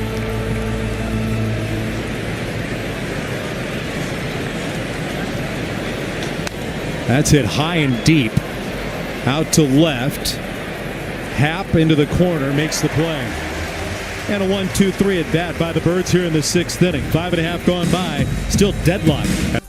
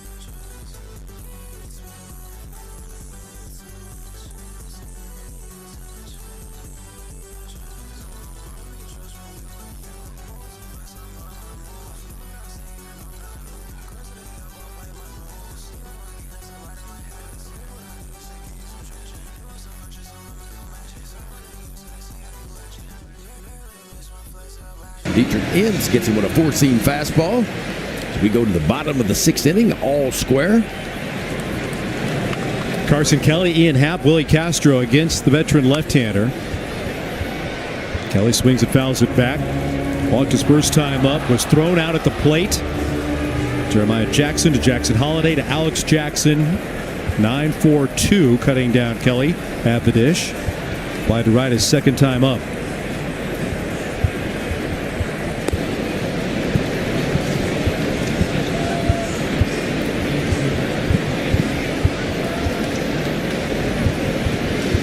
Couple of changes defensively. Jordan Adams will move over and play in center field. Dylan Carlson slides to right. Jordan Adams in the lineup for Jeremiah Jackson.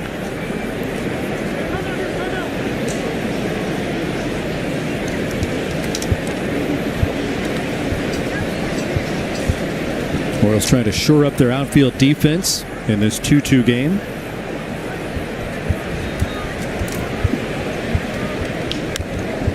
Bounding ball charged by Henderson. Finds the laces, gets the out.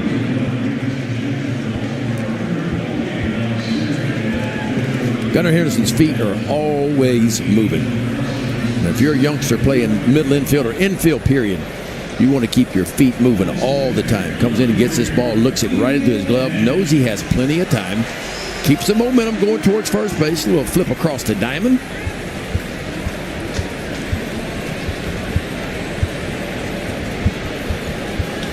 Ian Happ. Whoa, what a grab by Westberg, plunging at third. A hard line drive. And a step and a dive by Westberg off near the line. The hot corner. And Westy, like a human vacuum cleaner over there. This ball was belted too. Right to the backhand side, hooking away from Jordan Westberg. Dietrich in, certainly appreciate that. Nice catch, buddy. Watch these middle infielders. And if you're a youngster at home, man, how do you walk it up? How do you get ready? Nobody stands flat-footed. Ball goes to the plate. Every one of them are kind of walking up, getting on the balls of their feet, ready to react. Some guys just kind of stand in place, take a little hop jump as the ball is going towards home plate. Others like to walk it up to get to the balls of their feet. See him walking up, creeping up. Never want to start flat-footed in the infield. A lot of times your coaches refer to it as the athletic position. A wide base so you can move right or left. Big swing. Yesterday after... See, he kind of gets in a ready position and a little bit of a hop right there at the end. You can see Gunnar Henderson in the background. He was hopping as well as the ball was crossing home plate. It's poetry when you see stuff like that. Well, you just get used to doing it. That'll slip through the right side. A 2-out single for Willie Castro.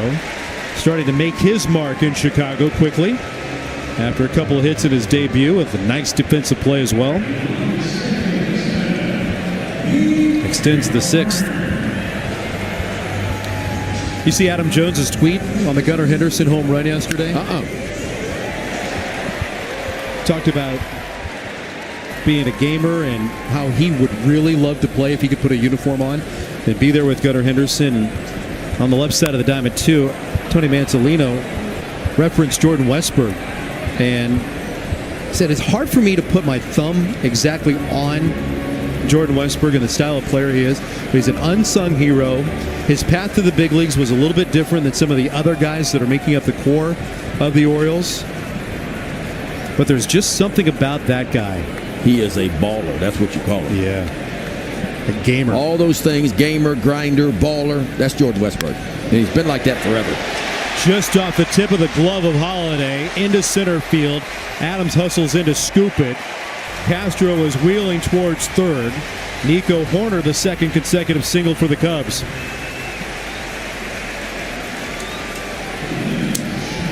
This ball barreled pretty good by Nico Horner. He's having a 2-for-3 day. Ball hit right back from whence it came and just tipped right off the glove of Jackson Holiday. But there's 2 out. That makes that play by Jordan Westberg even bigger. Robbing Ian Happ of extra bases. Back-to-back singles followed. And here's the veteran Dansby Swanson, who lines it to center. Adams will have to play it on a bounce. Castro comes in to score. 3 straight singles have broken the tie game, and it's 3-2 here at Wrigley. 3 straight singles after 2 straight outs. Ball wasn't hit hard by Dansby Swanson, but hit in the right place. Looked like he caught that breaking ball just off the end of the bat. There's your breaking ball. It's kind of sitting up just enough. Actually, the ball's off the label of the bat. Got it in on him just a tick, and he dumps it out in center field. Cubs back on top 3-2. And before the top of the card comes around, Drew French out to chat with Dietrich Enns for the first time.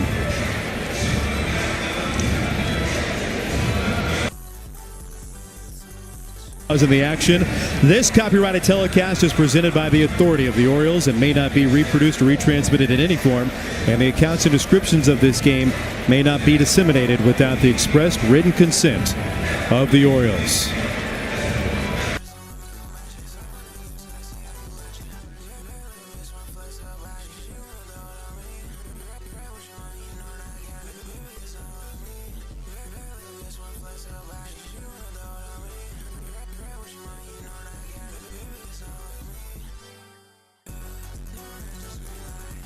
On a flight, come to Chicago.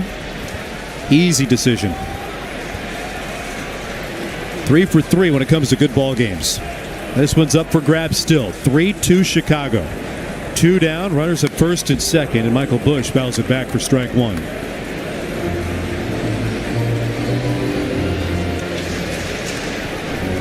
There's our old friend Andrew Kittredge, loosening in the bullpen. Acquired by the Cubs on Thursday. Hens misses upstairs. In the Orioles' 7th, Kobe Mayo, Alex Jackson, Jackson Holiday scheduled to come up.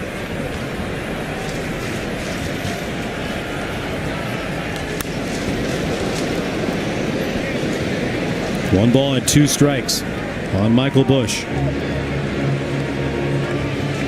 Cubs have had a good day hitting with runners in scoring position. 3 for 6.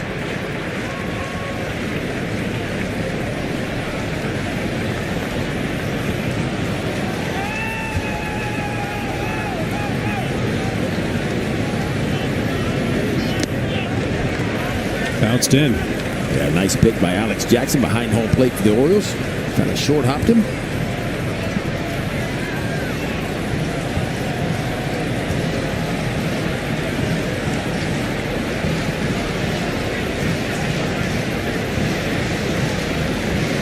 Porter and Swat to the runners. Busch with a check swing, and he didn't go around.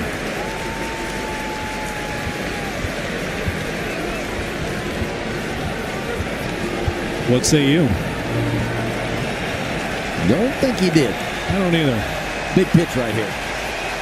Runners will be off and moving with 2 out and a 3-2 count. And they're moving out of their seats, too, here at Wrigley.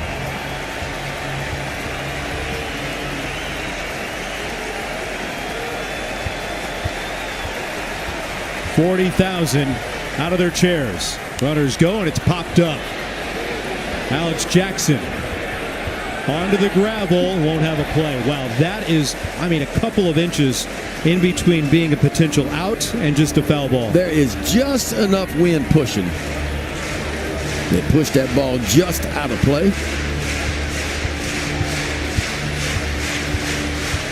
There's your win. There are the pennants in the National League flooding her way on that hand-operated scoreboard in center. Horner and Swanson back at second and first. They're ready to go. Ends in a 3-2. Yes, sir. Right there, strike 3 call. Got him with a fastball in the outside corner. Big time pitch right there by Dietrich Enns.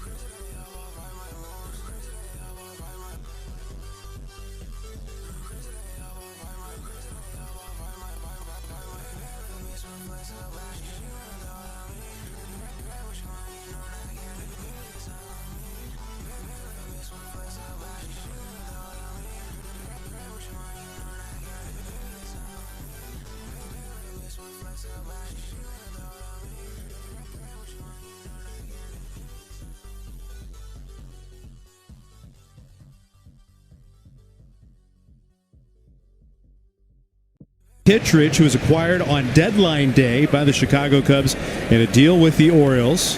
Yep. Having a solid year, too. And he pitched game 1 against the Orioles in relief. 1 perfect inning, struck out 2. He'll have Kobe Mayo going righty on righty here to lead off the 7th inning. And he takes a big rip at the first fastball and fouls it back for strike 1. That's Andrew Kittredge right there. Sinkers into the right-handers, sliders away.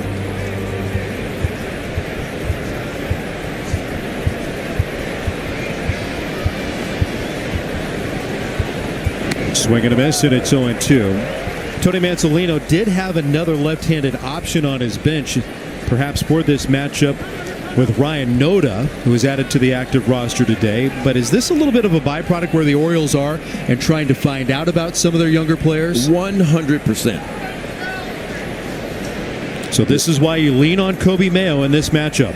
Give him opportunities because he's being evaluated right now. Pete Crow Armstrong underneath the fly ball. And there's one down.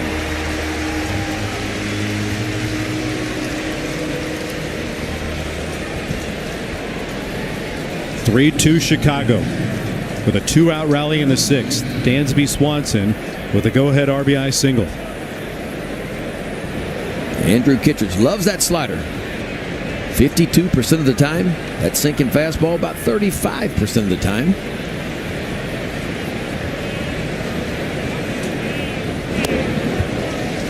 Swing and a miss by Alex Jackson. Hit by a pitch, came in to score in the 3rd inning. Went down swinging when he started off the 5th.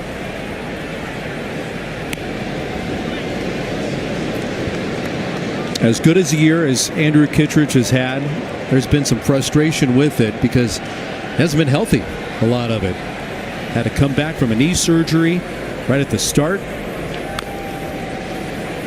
And that's one thing he was so proud of last year when he was pitching for St. Louis. Not only the amount of appearances he made, but the health and the ability to go wire to wire. He made, over 70 appearances last year. I think it was a career high for him after not pitching much the year before.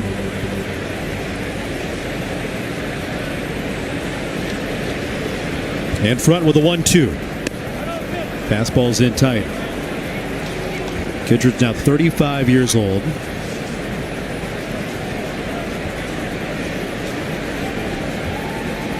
Had those career best 74 appearances last year as a Cardinal. For 7 years spent with Tampa Bay. Hit hard but foul.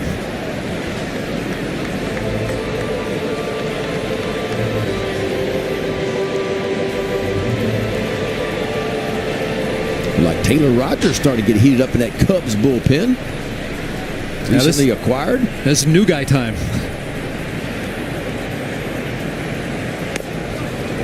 That's outside. Pushes the count to 3 balls and 2 strikes. But this is a place where the Cubs identified they had to be better. They wanted to make a deep run into the playoffs. They need to be able to lock up their leverage pockets. Fouled away to keep the at-bat alive with Jackson. But this Cubs bullpen comes in ranked 13th today in Major League Baseball, 3.89 ERA. But boy, you go back and look over their last 12 games, their bullpen is pitching to an ERA just north of 7.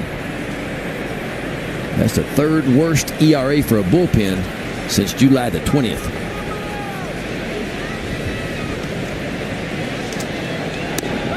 And a fastball across the knees. 2 down. 2-seam fastball and a slider. That's what you're going to see from Kittredge. But you just never know which one you're going to get. If you start looking slider, he's got plenty of fastball to get it by you. Perfectly placed 2-seamer at 96 down and in.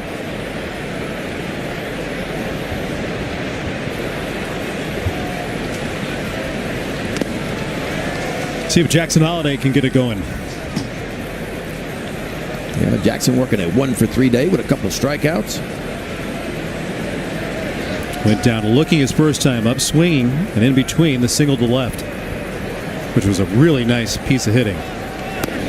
Kittredge tries to stay away, but it's too wide with the fastball.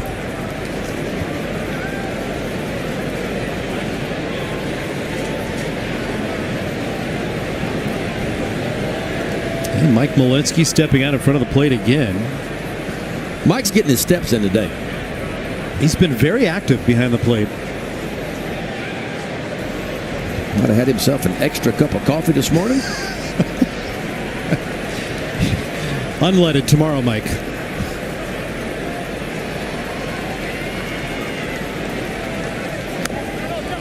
Outside. Now, if you're going to attack Jackson Holliday, that's where you want to attack him. He's been covering some balls on the outside part, though. But you play around middle in with him. If you get it in, it better be down and in with that breaking ball. Up and away with the fastball.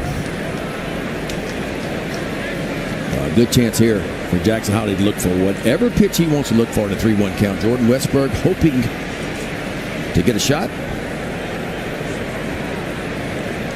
Tying run at the plate. He smokes it foul.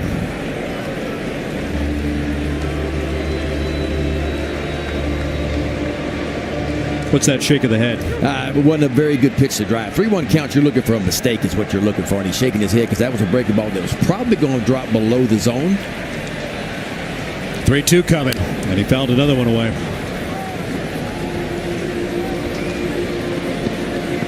Spans with the rally caps.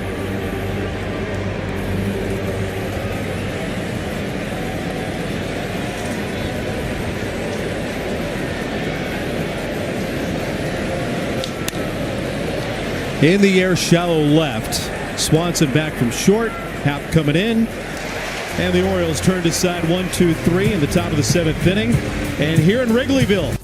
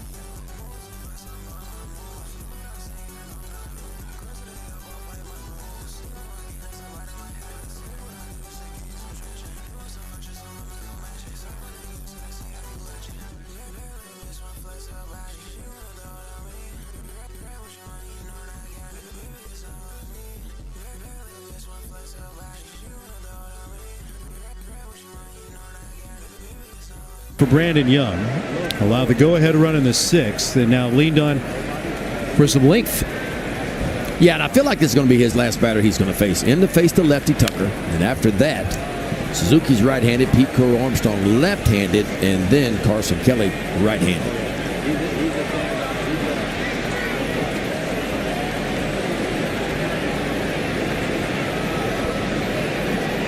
Tucker, the 8th different batter that ends his pace. Tucker frustrated after fouling that one off.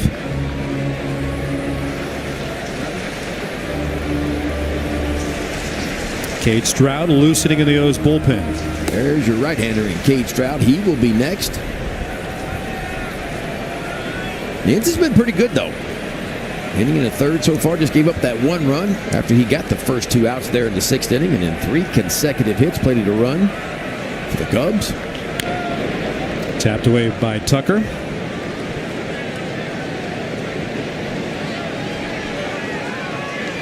This will be a fascinating season for Kyle Tucker with what he's able to do, the ride that he wants to go on with Chicago, but then into the offseason for a guy that spent first 7 years in Houston, a Gold Glover, a Silver Slugger winner, and now moving into free agency.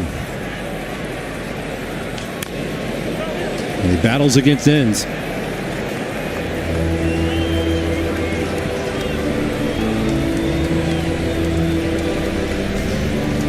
Who was that, Brad Keller? That is Brad Keller. Yeah, right-hander getting loose in that Cubs bullpen. Jordan Westburg, Gunnar Henderson, and Adley Rutschman. Henderson, the left-handed batter, Rutschman, the switch. And bounces it in. 2 balls and 2 strikes.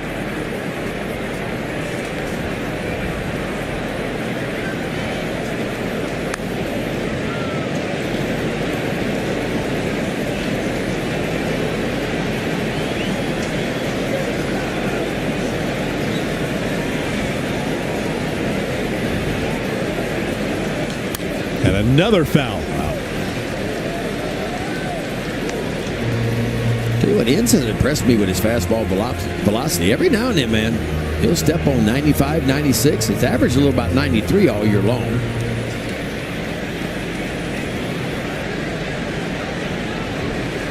This is 18th Major League appearance, and Tucker will drive it up the middle.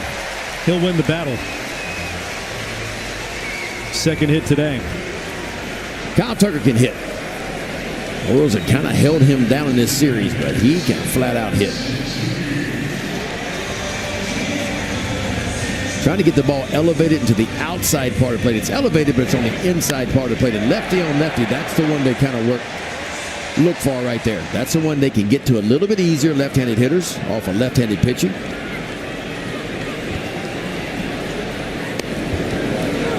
Seiya Suzuki gets the lefty Dietrich ends. Maybe with Pete Crow Armstrong on deck, you stick with the lefty.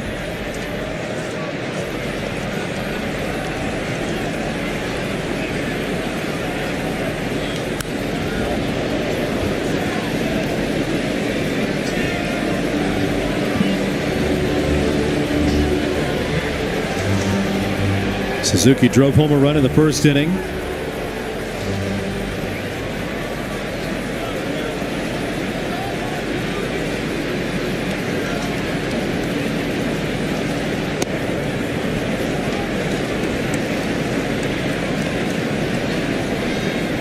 Didn't miss by much.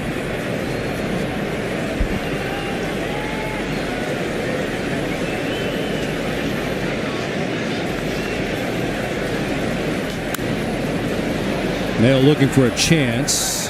And again, that's off into the seats.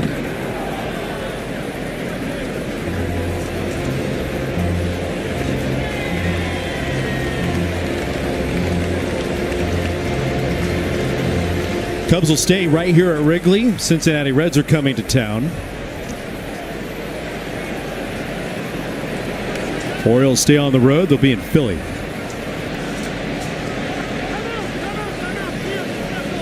And Mike Malinsky stepping out.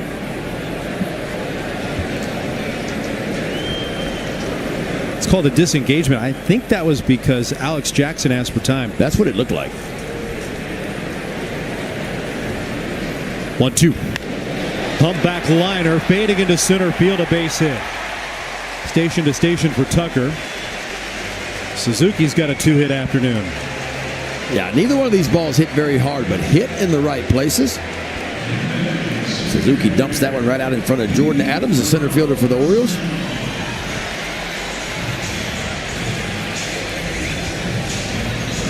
Fastball kind of gets in on his hands a little bit, but Suzuki is strong, man. I tell you what, 26 long balls of the year.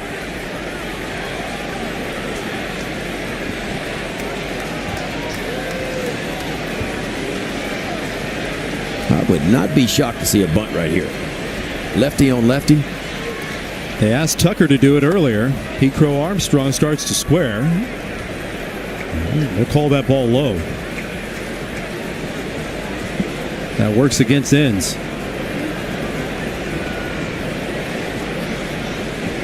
Nobody out first and second here in the seventh. Westbrook coming down the third baseline.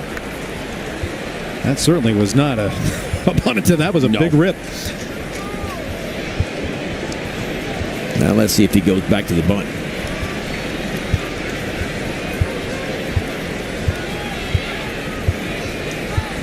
Starts to square, pulls back, and again that elusive bottom bar of the strike zone. Yeah, I think the zone's been pretty consistent. Not many balls called right down to the bottom. Now, to give you a little bit extra, Mike Malinsky is on the edges, but not down low. Hook the runner back at second.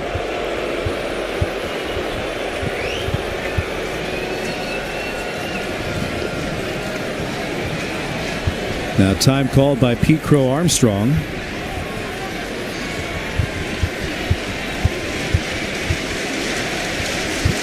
Everybody getting into it here in Chicago. He fouls it away. At some point in September, it'll be PCA MVP. He is certainly having that kind of year.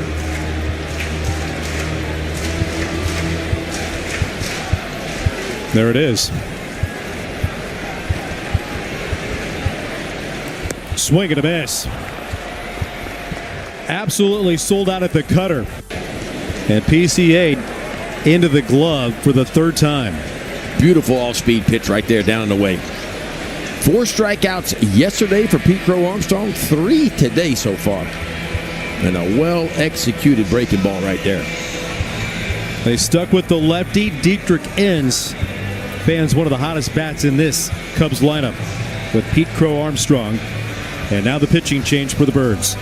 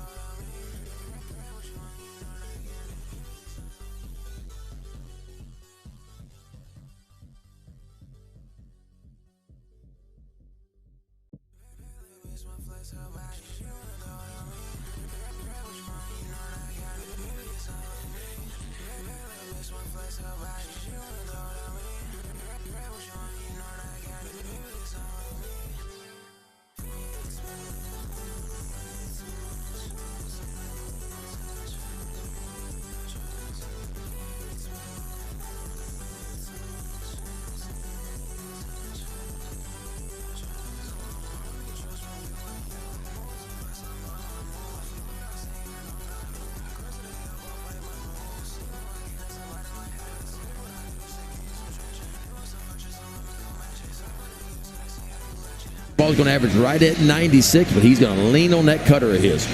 4 days ago, an inning and a third worth of relief against the Blue Jays.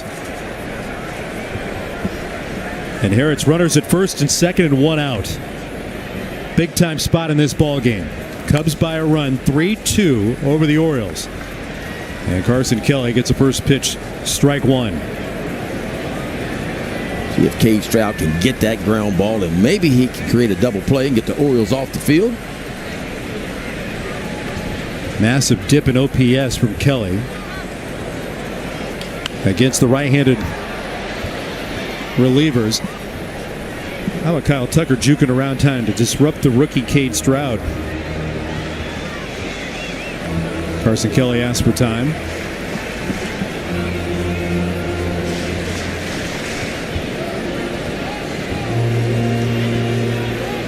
Tucker the runner at second. Seiya Suzuki behind him. By far and away the best speed, the lead runner.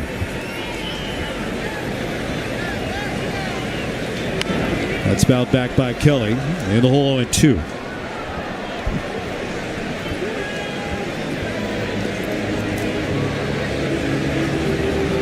Well, if Cade Stroud can get that breaking ball down and away, he may get that strikeout he's looking for right here. Especially after you sped that bat up with 96 right on the inside part of the plate. An 0-2 count, you got to know where to miss. Know where you're trying to go, but if you miss, you know where to miss. Trying to get a hot hitter in Kelly. And he fouled it away. He went with a breaking ball. Not exactly where he wanted it, though. You can see the frustration on Cade Stroud's face, too. He's trying to get that ball down and away. It was up and in.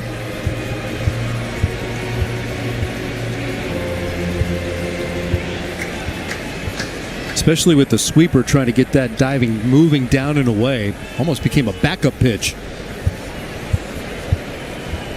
Still in front, the 0-2, way outside.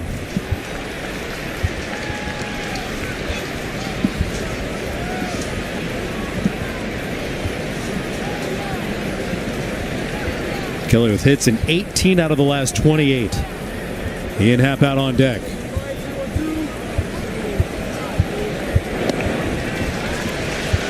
And it's 2 balls and 2 strikes.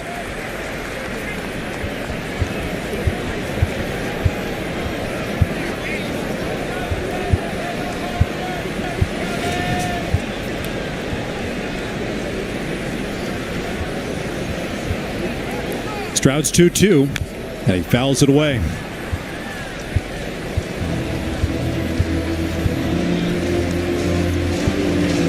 Cade Stroud really doesn't have a feel for that cutter just yet. A couple of them backed up, kind of right in the heart of the plate. Normally that cutter's working a little bit right to left for him. That's high velocity.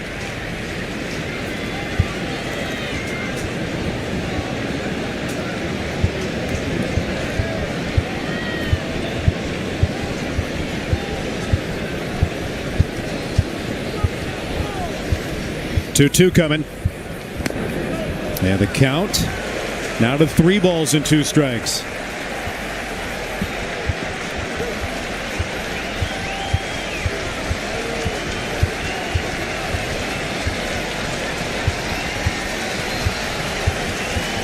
Stroud was in front 0-2.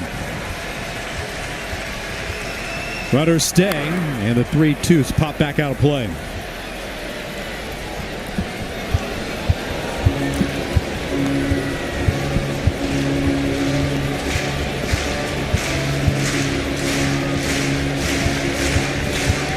Tenth pitch of the at-bat coming up.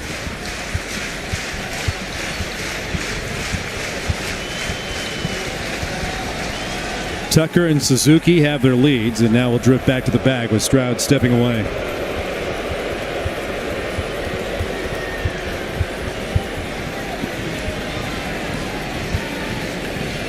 Trying to get the strikeout would take something on the ground. 3-2.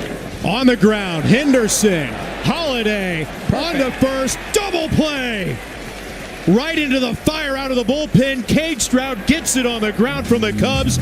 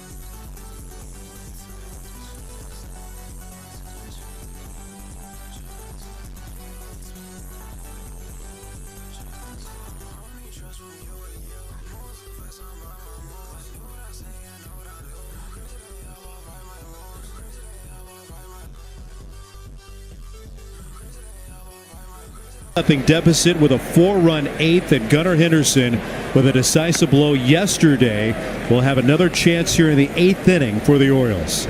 Down a run, Jordan Westburg, Gunnar Henderson, Adley Rutschman coming up. Brad Keller out of the bullpen for the Cubs. Hard throwing Brad Keller, too. He pitched in game 1 of this series. 1 shutout inning, struck out 2, making his 46th appearance of the year. ERA really solid. The opponent's batting average even better at just .216. Biggest workload for the right-hander since his debut season back in 2018 when he was pitching with Kansas City. Fastball well above average. See, there's the average, just a shade over 97. Throwing about 43% of the time. Slider, then a sweeping slider, occasional sinking fastball, and a changeup as well. Don't want that off your kneecap at 97. Well, Jordan Westburg would love to get on right in front of Gunnar Henderson. There's the 3-1, and it's way outside. A 5-pitch walk, and the Orioles get the tying run on.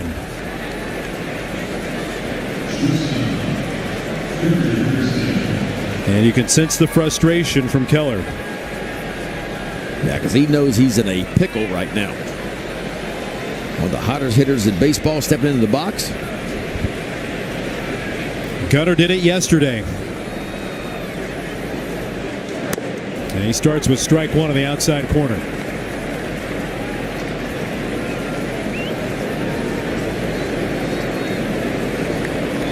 .13th of the year, the 3-run home run. Go ahead run at the plate. 1 ball and 1 strike on Henderson.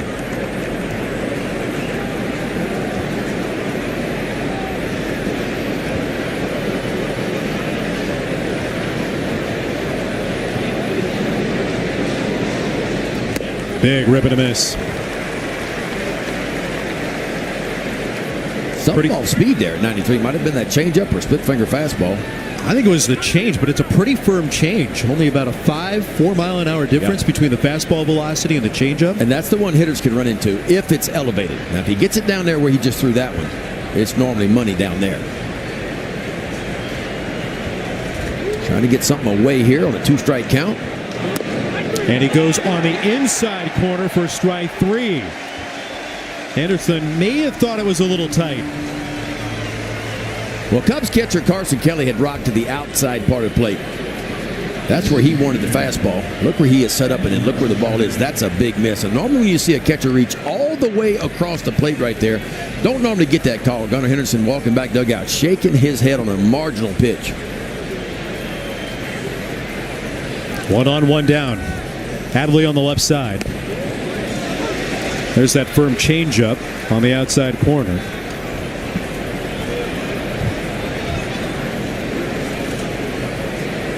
Rutschman with a double and a run scored back in the 4th. Driven home by Cowser, and it tied the game at 2. In the hole 0-2 after the foul.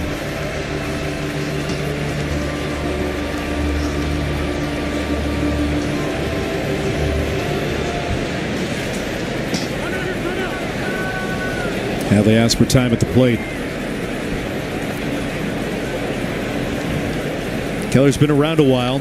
Broke into the big leagues with the Royals. Spent 6 years there. He's been at Boston, both ends now of Chicago. Fouled back our way. Oh, that one is 99 too. That's the same velocity on the inside corner that he got Henderson looking. He's amped up. And he's throwing some really good changeups to the left-handers down and away.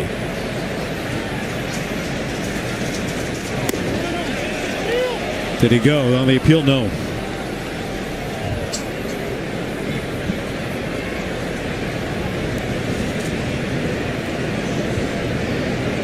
Westberg with a tying run. Rutschman at the plate. Driven down the left field line, slicing into the corner, foul.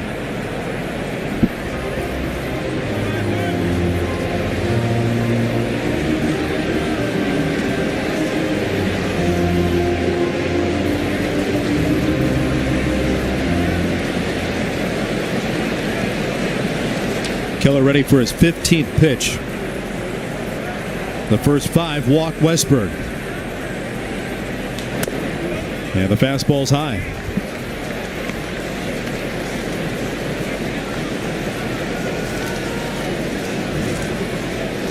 Jordan Adams out on deck. Came in for Jeremiah Jackson defensively earlier. Strike 3 on the outside third. Froze him with the 99-mile-an-hour fastball. Back-to-back strikeouts looking for Keller. Well, that's some high velo stuff too. 98, 99 miles an hour. Look at this one, just perfectly placed. You can see where Carson Kelly is set up, exactly where it's delivered, and a huge pitch for Brad Keller. That'll bring up Jordan Adams. 25 years of age. And he swings and he lines it sharply towards Pete Crow Armstrong in center field. And after the leadoff walk, couple go down looking. And a hard line out from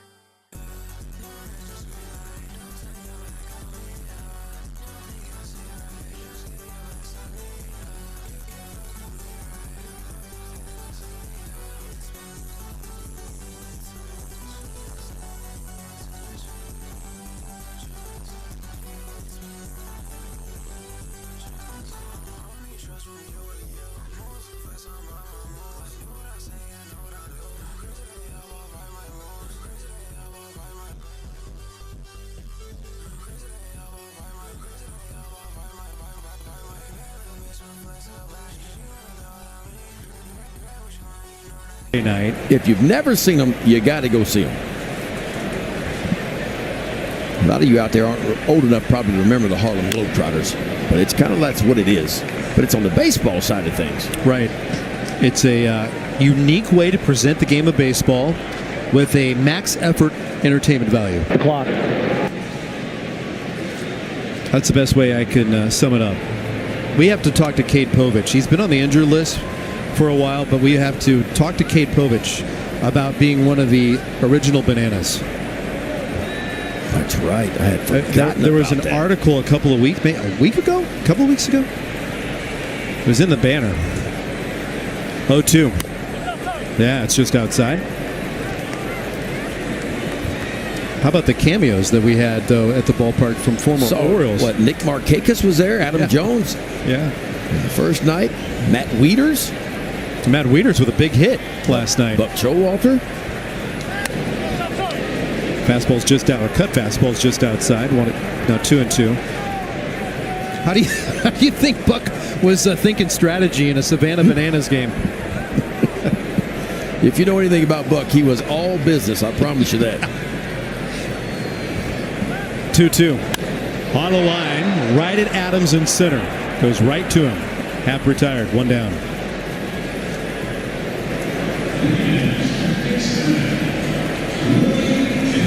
Cade Stroud came in, and the water was hot around him, and all he did was create a ground ball double play, a little 6-4-3 double play in the 7th inning, get out of the jam.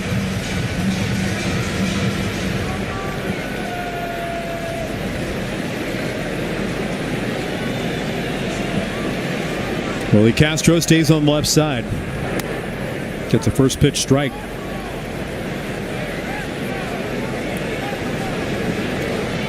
Castro challenged Jordan Westburg a couple of times today before a single, and then right now his run is the difference. A 3-2 Cubs lead.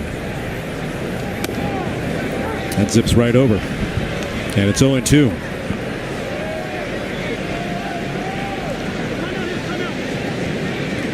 Seen Willie a lot over the last couple of years. I am still trying to figure out how Willie Castro is one of 11 Twins that were traded as they tore it all down in Minneapolis. 11. That's fouled away. Stays 0-2 on Willie Castro.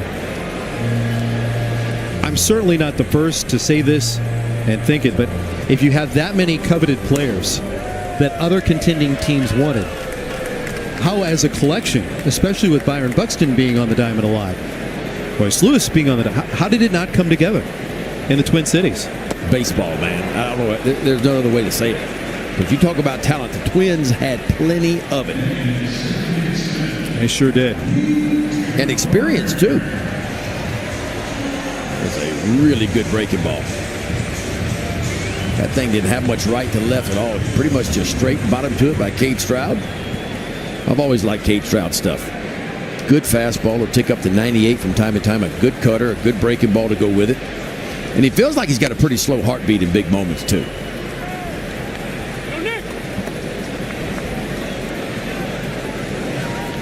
Nico Horner today with a couple of base hits.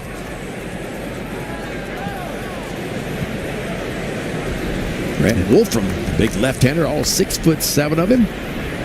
Getting loose that Oriole bullpen.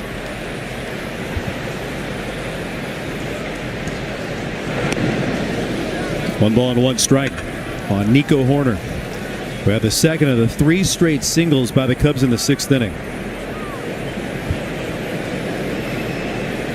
That kept the line moving for Dansby Swanson in the 2-out rally by Chicago. 2 balls and a strike on the number 8 hitter.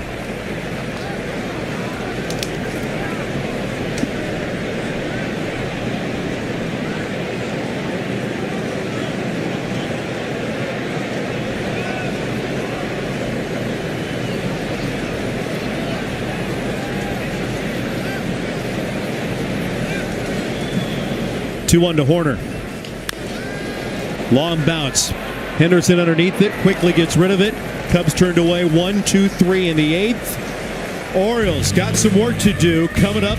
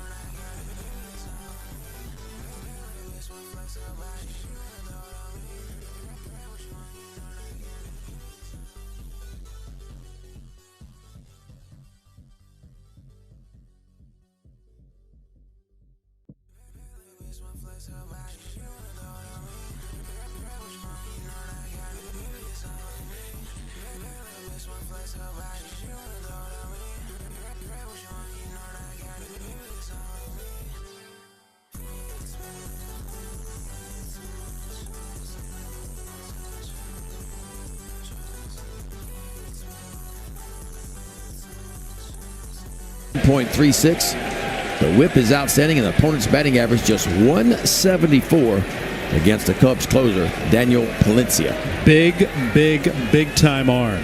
Not a big frame at 5'11" and 160 pounds, but triple-digit stuff from Palencia. One of the hardest throwers in the game, and there's one at 100 just to start it off. All right, what we got going on now? It's the back pocket, I believe, of Palencia that was untucked. So we'll get the wardrobe reset. Mike Palencia, he doesn't miss a thing, does he? Except for a few balls and strikes every now and then. It's not Fashion Week in Chicago. It's Lollapalooza Week. But we're Matt Shaw checking to play third base for Willie Castro.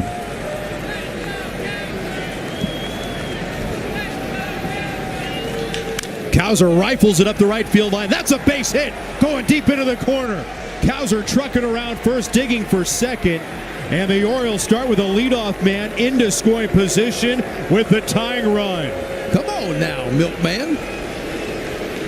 That's what you call a little milkshake right there. Leadoff double here in the ninth inning. Ninth double of the season for Cowser. You want to talk about bat speed? Cowser's got it, man. 99 on the inside part of the plate. Not a problem for him. That's putting barrel on ball, a rocket right down the right field line. I thought this ball might get hung up for a second. And Cowser was going to think about third, but we'll start with a leadoff double.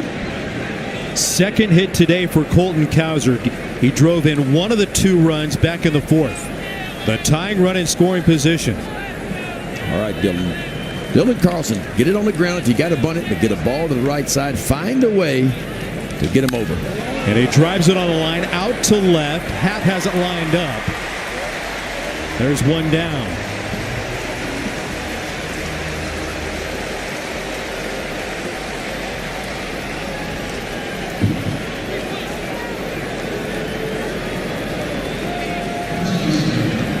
Now the Cubs were certainly thinking, too, with the way that they had Shaw positioned at third, that maybe Carlson will try to bunt it that way and open up third base to get Cowser over.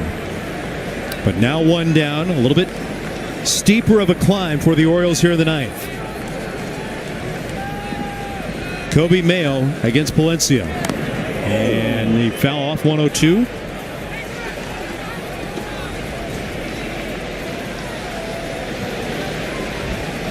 That was pouring right in. 102. Yeah, catches just on the handle of the bat. And that's the thing about facing Palencia, man. You got to get your foot down. You got to get your swing started because of the high velocity.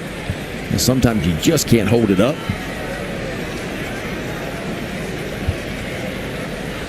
Mayo looking for the biggest hit of his season. Tracks the slider outside, and it's a ball and a strike.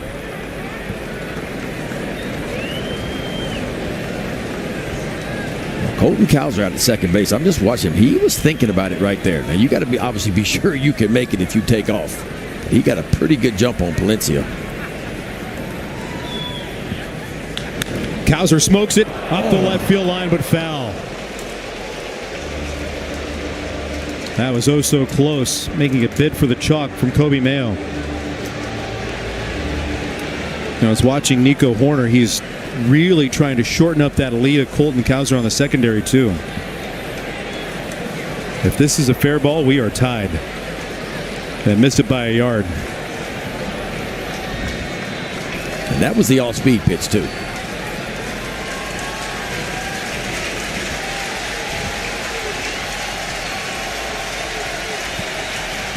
Another tense inning. And Palencia looking back, Cowser at second. Keep him close for two reasons out of second base. One reason you keep him close so he doesn't try to steal third on you. The other reason is if there is a base hit, the closer you can keep him to the bag, the better chance your outfielders have of throwing him out at home plate. Mayo fouls it away.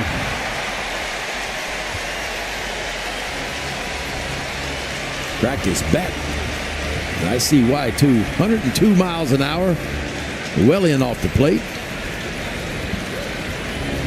And that's the thing about Palencia. The fastball is obviously one of the fastest in the game, but it's got a lot of left to right movement in it, too. That's why I had such concern on that pitch that came up and in was a foul ball. He was moving so much and exposing the wrists and the hands. Kauser knows all about that. He got hit by a pitch and fractured in the playoffs. Golden's the tying run at second. The pitch to Mayo, 102 high.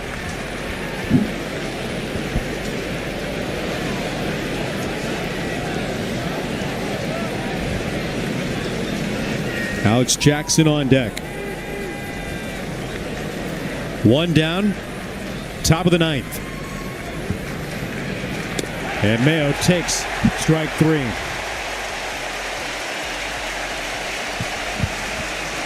102 right at the bottom of the zone.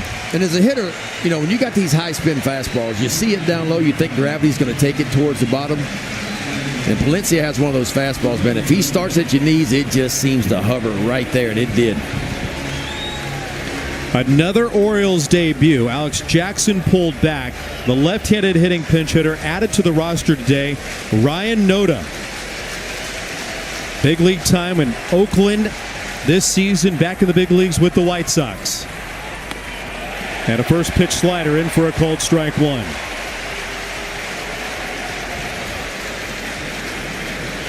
Noda from the Chicagoland area, about 50 minutes north of Wrigley. And he swings and he drives it down the right field line. That's a base hit! Kauser's coming down the line. He will score! Welcome to Baltimore, Ryan Noda. He delivers an RBI base hit with two down here in the ninth. And he ties the game 3-3. Well, Tony Mansolino pushing all the right buttons here in the ninth inning. Goes and gets Ryan Noda off the bench, making his Oriole debut, and all he does is take a breaking ball that is hanging up in the upper part of the strike zone, puts a barrel on it, an RBI single, and guess what? We are all new again. 3-3 score with 2 outs in the ninth inning. Kauser with the leadoff double, pumping his fist, coming down the line. Disbelief by Palencia.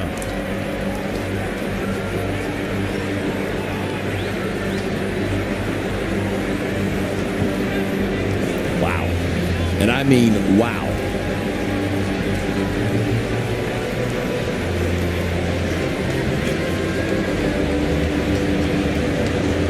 Welcome to the ball club. Turn that faucet on, kid, huh? I was chatting with Ryan Noda before the ballgame. I said, all right, I understand you may have been a Chicagoland kid and the nuance of being in Chicago is over because of your playing time with the White Sox. What is it about Wrigley? He said, I actually grew up a White Sox fan, but my grandparents have had season tickets for the Cubs for 40 years. They're loving this moment right now. The go-ahead run at first. And Jackson Holliday takes a fastball away. 2 balls and no strikes. Jackson Holliday's about to come out of his shoes on this swing right here. Watch this. Runner is going, and the pitch called a strike. And that's why Noda was stretching his legs during that mound visit. He's getting ready to run. You talk about an outstanding jump, huh? Well, there's your go-ahead run now in scoring position. Palencia never gave him a peek.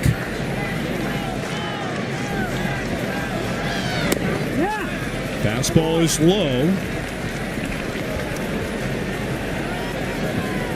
And now Jackson Holliday can make it full throttle.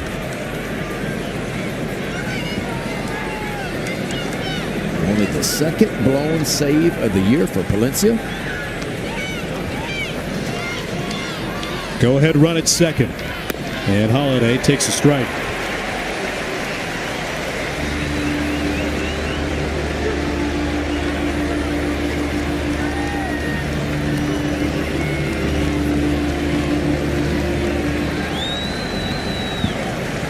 Top of the card at the dish. The pitch to Jackson Holiday popped up. This is no gimme. Towards the triangle. Swanson going back. Hangs with the play to retire the side. Colton Cowser started it with a double. He got the tying run.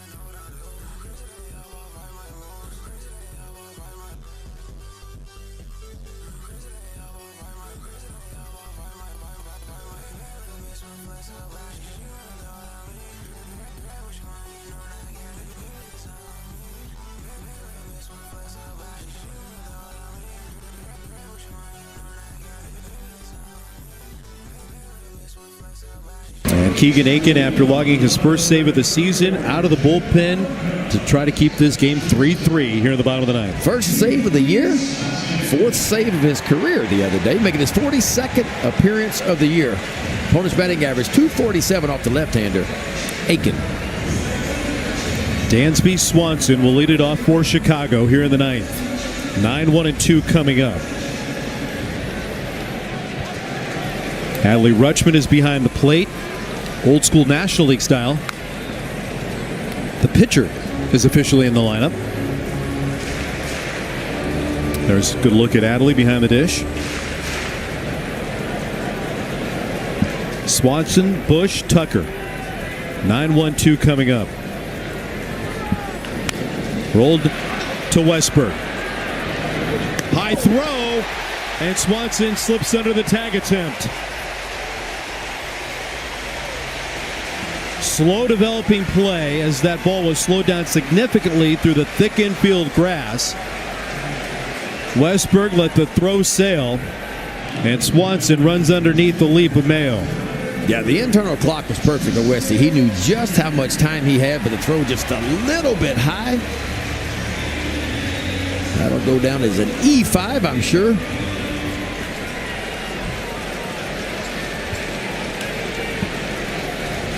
Turner into pinch run. Pinch hit. And Justin Turner drives it out to left field, and it is gone. And the Chicago Cubs have walked off the Orioles.